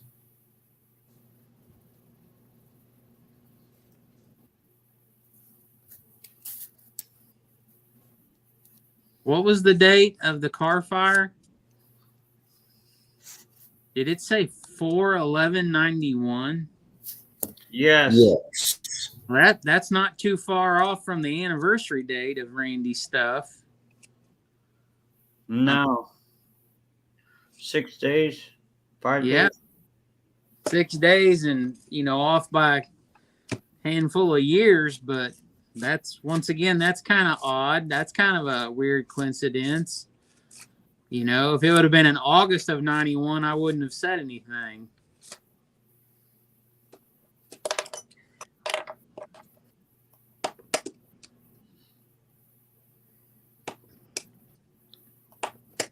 And Mark's asking Leanne, do you think Lee maybe torched that house for fun?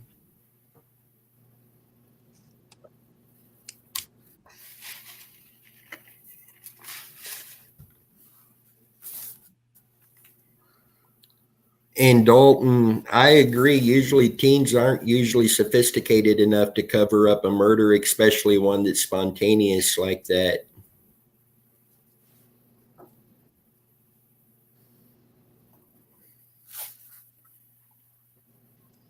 See, the whole salvage yard thing, someone would report the blood if Randy was in the car. It's hard to clean blood off.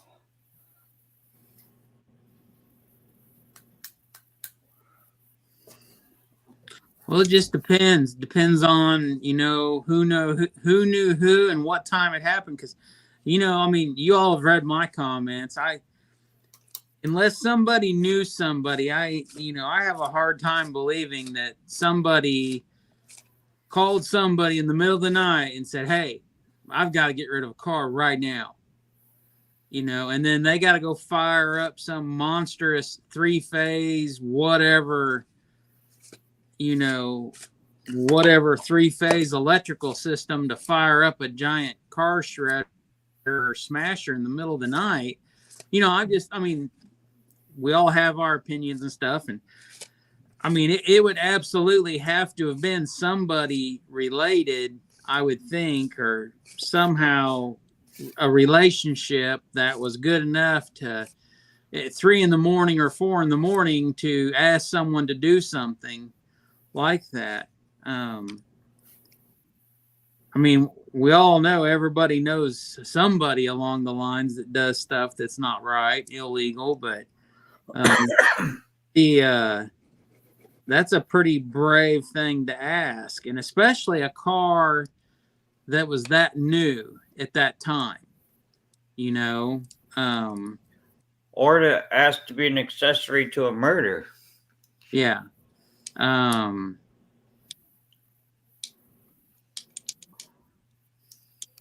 don't know. I mean, we all know anything's possible. Mm-hmm.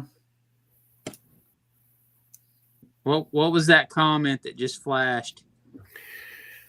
Let's see. Aaron asked, wasn't it Joe Wilson who had access to a salvage yard and he checked out a wrecker at 12:30? Mark responded, Aaron, yes. Not sure if the wrecker theory was ever proven. Randy was also seen many times after 12:30. And Jennifer said, Aaron, that was a rumor spread around, yes, but for that to be remotely true, Randy's disappearance would have had to been premeditated because Randy was last seen around 2 a.m. And Leanne says Joe Wilson worked at the Chevrolet dealership garage. They did have wreckers, but in her mind, that would have to have been a car linked to the tow being brought in for repairs.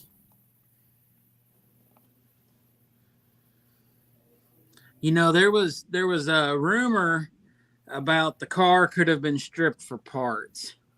You know, and the other day we looked up, Dennis and I were talking, and you know, was a 1985 Dodge 600. Was it such a wanted car in the world of chop shops, you know, stolen cars, selling for car parts? And Dennis looked it up, and I think, what did you look up? The top stolen cars of 1988? Yeah. And did you not say there wasn't even one 4-door sedan type car on that there list? Wasn't. everything was a 2-door sedan or a sports car type car. Nothing remotely like a Dodge 600. So, not to say that it couldn't have been, but that's one of those that just makes you feel, it wouldn't have been a vehicle that somebody would have wanted to strip for parts,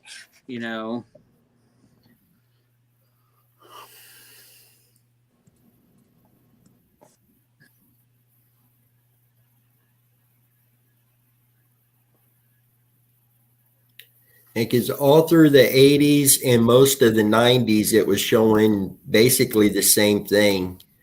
And the different models would just swap back and forth throughout, but it was always the same cluster.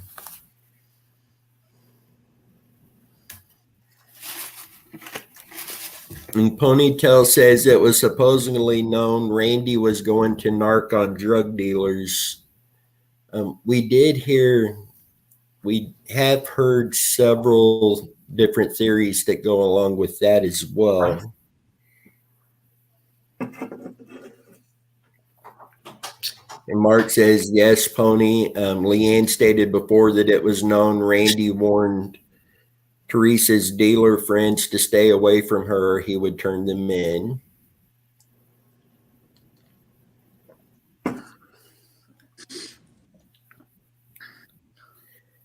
And Jennifer says, you could use the parts of a Dodge 600 on a lot of different models. Also in February of 1988, law enforcement done a report on the street gang, the Disciples, and their stolen car ring in the area.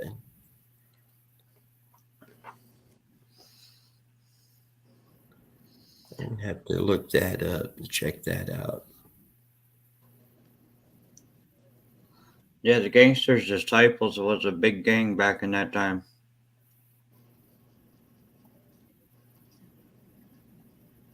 All over the country.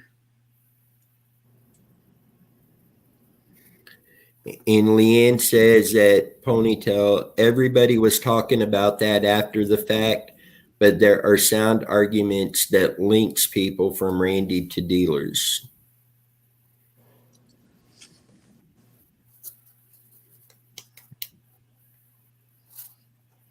I mean, that is one of the well-known rumors of what happened to Randy. I mean, yes. It's one of the top, I would say the top 5 that always is brought up in, Randy's discussions.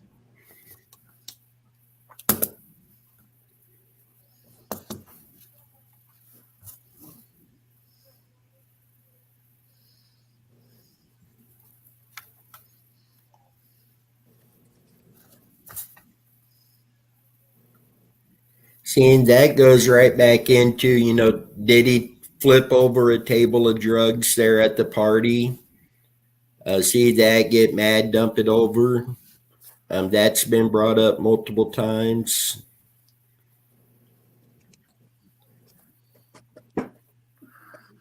And then it's even been brought up that Randy was actually dealing drugs. I mean, that's another whole topic that branches off every different direction. I mean, we can be honest. We've had reports come in that Harold was dealing drugs. Right. I mean, that's been brought up to us. So, Imperial Gangster Disciples. I had never heard of them in KCK or anywhere in Kansas City. That's crazy. You should see the map I got of all the gangs in that area. Dalton, yeah, on here, she is our map go-to person. So she has done incredible map work with all the locations that have ever been brought up, whether it's locations of interest, searches that have already been done, possible sightings. restaurants. I mean, you name it, she's done it.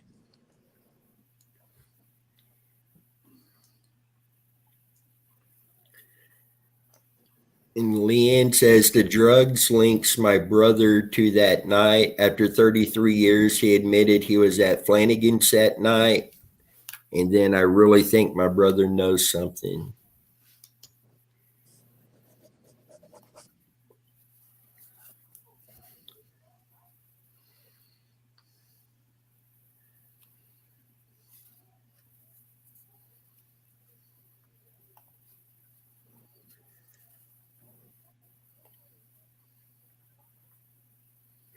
Mark says if there were 2 cars found in Stranger Creek by Timothy Dennis of the KBI around 1998 or so, why didn't those 2 cars wash down the creek into the Kansas River like he says Randy's did?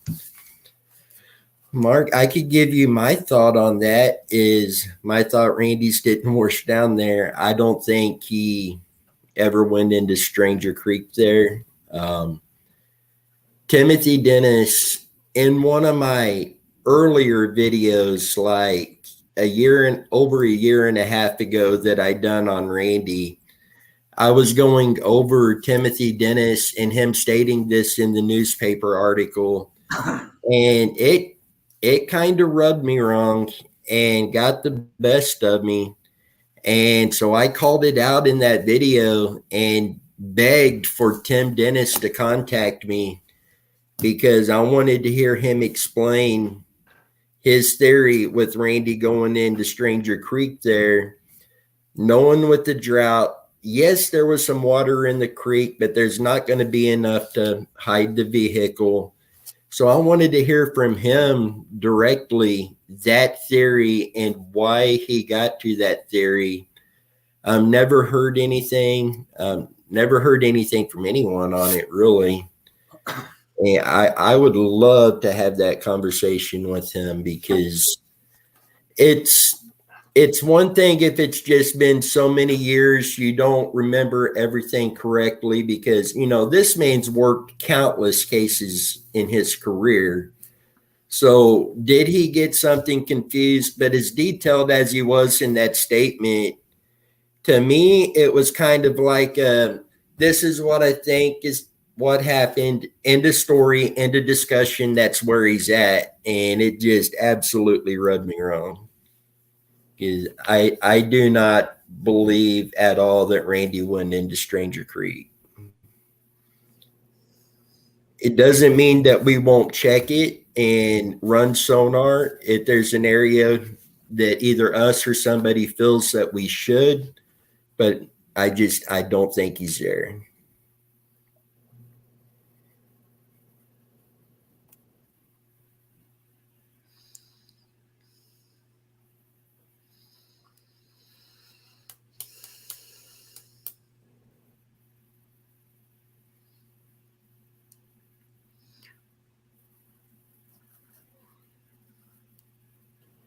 See, with something like that, if someone's threatening him, I'd be willing to bet, just so KBI would be able to close this case, they would put him in protective custody or witness protection.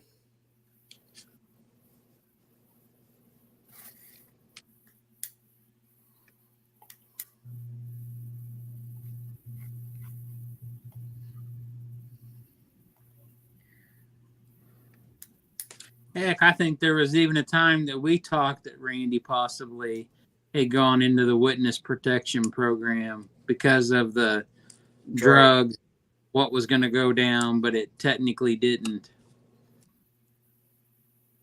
And I think we even looked into it, and we were looking into the age that they can do it, where they have to have the parents' consent, or they do or they don't, etc. That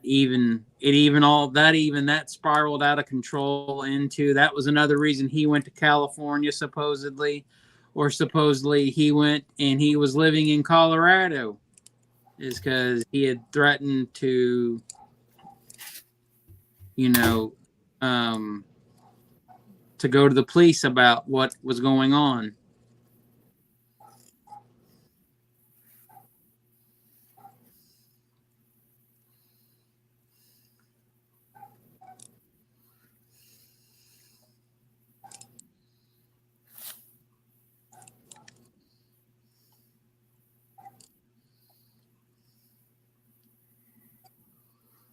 And Leanne, while you're on here, we're still going to be rescheduling the other live feed on Randy, and we'll definitely be in contact with you, especially once we start getting the date and the time lined up for this, because we would love to have you come on live with us.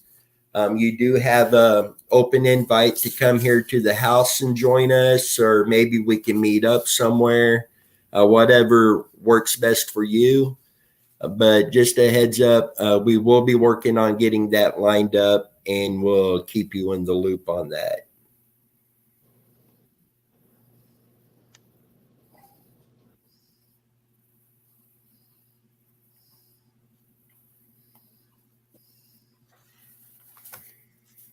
Jennifer says she's recently been seeing more potential for the Montgomery connection.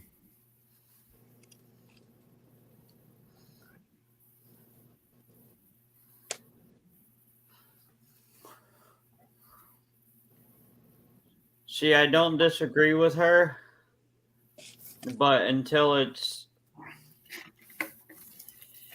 able to be put out there, I think there's two that I believe would be connected with it. And one's in prison.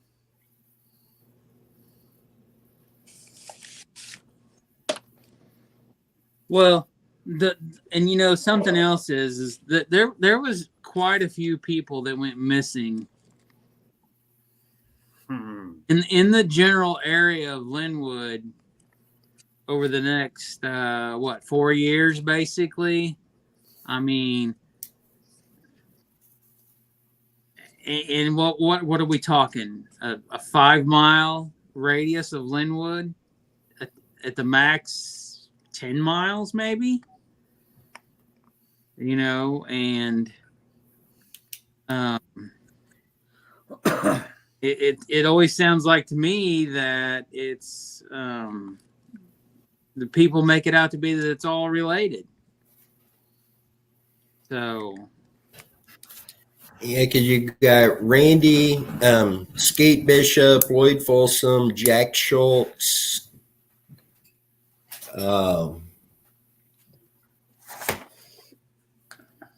Was there somebody else?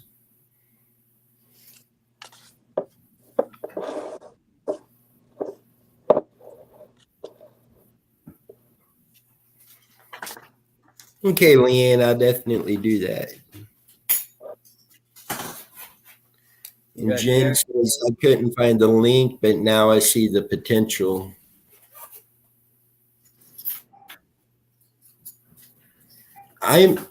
I'm still having trouble linking him to Randy's case directly. It's definitely possible. Who's that? Who are you talking about?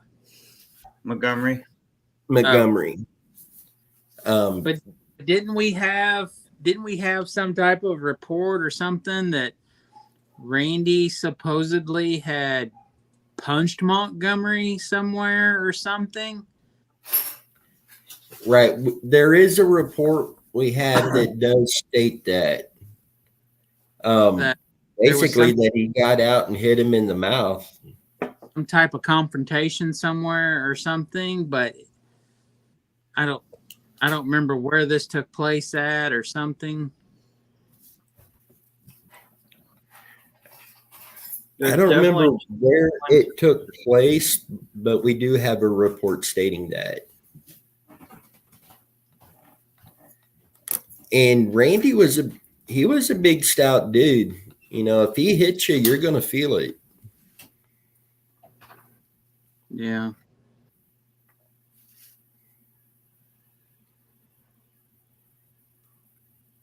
Not a report, a note in one of the original researchers' findings.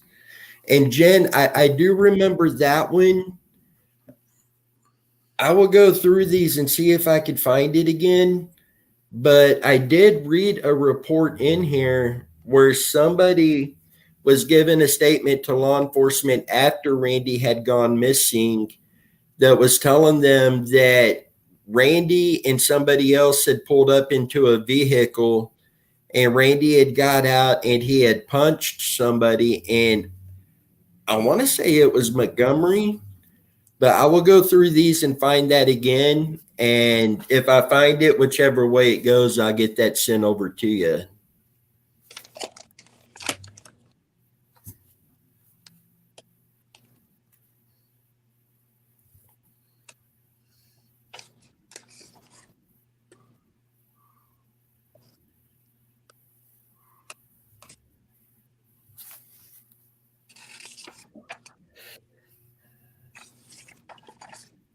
So, guys, we've been at it for 2 hours and 10 minutes tonight. That went by quick. And Leanne says Randy was very strong. He carried James Burns up and down the stairs at school when James hurt his back.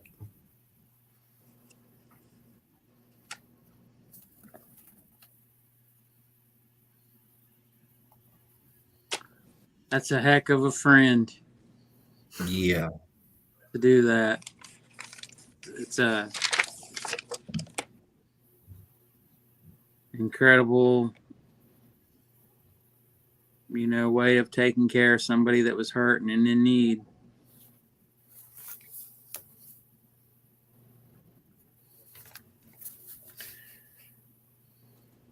What about the girl that saw Randy at the intersection?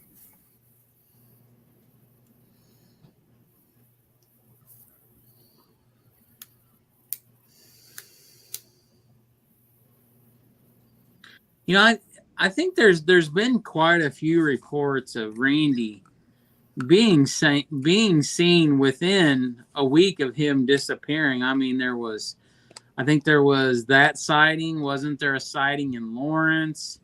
Wasn't there a sighting of Randy eating?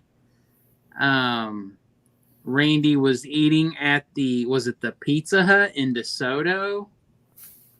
Or something. I think I read a report one time where he was supposedly seen there, and that's pretty crazy that there is a handful of sightings after this date.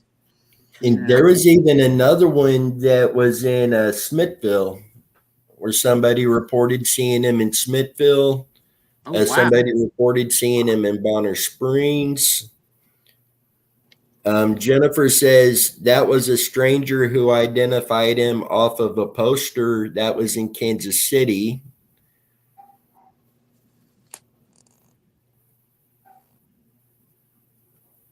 Mark says, yes, Jennifer has been covering all the sightings. Aaron says, when the girl was coming back from the movies that night. Hey, what's Randy's middle name? Wayne.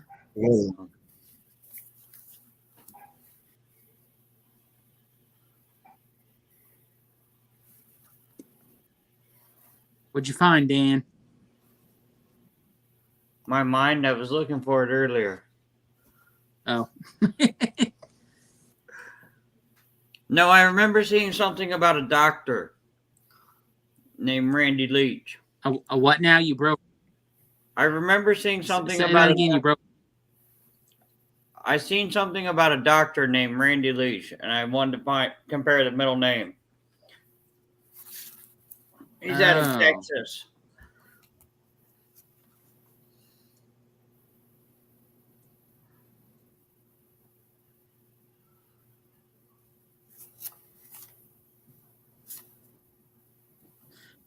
Something else I've noticed is I don't know if it's just the internet over time, but it seems like so much of the older stuff that you could read like 10 years ago on the internet, it's just all gone. Mm-hmm. I mean, have you guys ever noticed that, or maybe even Jen, that just when you go look up old stuff from 10 plus years ago, 15 years ago, the stuff is just gone. There was, different like equipment site stuff and stuff that I used to look up a long time ago, and just so many things are gone, because, well, it was just probably 10 years ago, you could still find websites on the internet from when the internet first came out that were just so generic, basic, and I don't know if just time stuff is gone. And, I would say that there's probably so much stuff about missing people's cases from the early days of the internet that is just literally gone, and stuff that's just been lost, and I think a good example would be Dennis and I had a discussion. It's been a while back, but we were discussing Randy's wanted posters, and Dennis was talking about the dollar amount that was on the posters, and stuff that he had seen before and stuff that I had seen before, and that stuff's all gone. You can't find any of that stuff anywhere no more. What, with the reward? Yeah, I got one. It says $5,000. well, yeah, but I think Dennis at one time said, what did the one you find that you said you remember seeing? Oh man, I don't remember the amount that was on it at this point, but it was significantly more than that. I mean, wasn't it like $100,000?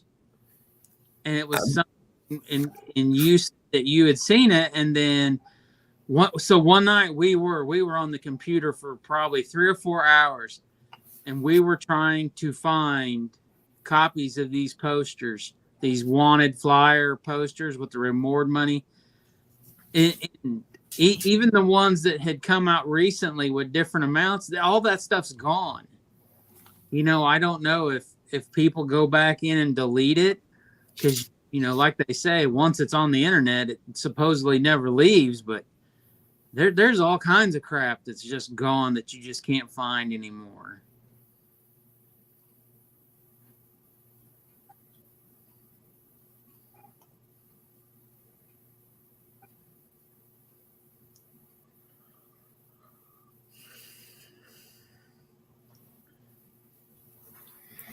A lot of times you need special subscriptions to locate older things, or to spend a lot of time searching and adjusting your search criteria. Or if a domain has been abandoned, it will eventually be gone. I knew if somebody had an answer to that, it would be Jennifer. Yeah. I think Jennifer's the go-to. She is definitely she's the one that usually can answer the questions that nobody else can. And Mark and I, we kind of laughed and talked about this not long ago. But if Jennifer had all of the information that is out there on Randy's case, including stuff law enforcement had that none of us do, she would have had this solved a long time ago. I mean, she is one of the most intelligent people I think I've talked to that's working on cases like this. Yeah. That's very true. She definitely has answers and can give you advice,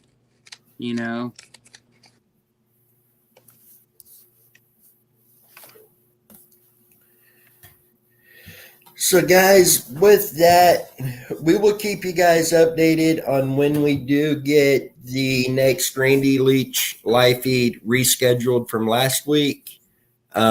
Jennifer will be joining us live on that one. As you've heard, we're going to be trying to get Leanne in on this and others as well. If you're seeing this and you were at the party that night, or you knew Randy personally and would like to come on live and, let us know about Randy or about the party, anything, reach out to us.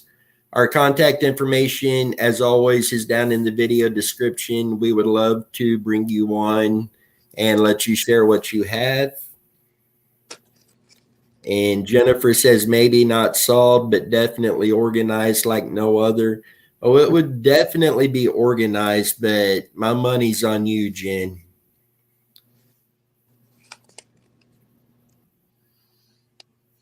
Mark says, yes, she has an amazing organization ability. Yes, she would. Have to get her all the files, everything that is available, digitalize everything, then put it in order and then read it. Time is running out. Let's find Randy. So guys, we'll definitely keep you updated with what is coming up. Aaron, I will definitely let Chrissy know. Let me write that down so I don't forget. So guys, with that, we're going to go ahead and shut it down for the night. 2 hours, 21 minutes. And we will keep you updated. You guys got anything else y'all want to add? Just want to tell everybody thanks.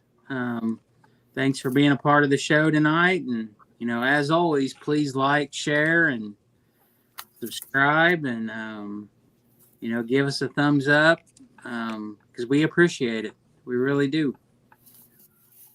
Not to mention, if you're afraid to go to the cops, email us. Yeah. Yeah, we will have no problem at all keeping your information confidential, whatever it takes, whatever we have to do to find Randy. That's all that matters, is finding these missing people, getting them brought back home. So guys, with that, we will go ahead and shut it down. We'll keep you updated. Till next time, you guys stay safe. Y'all have a good night.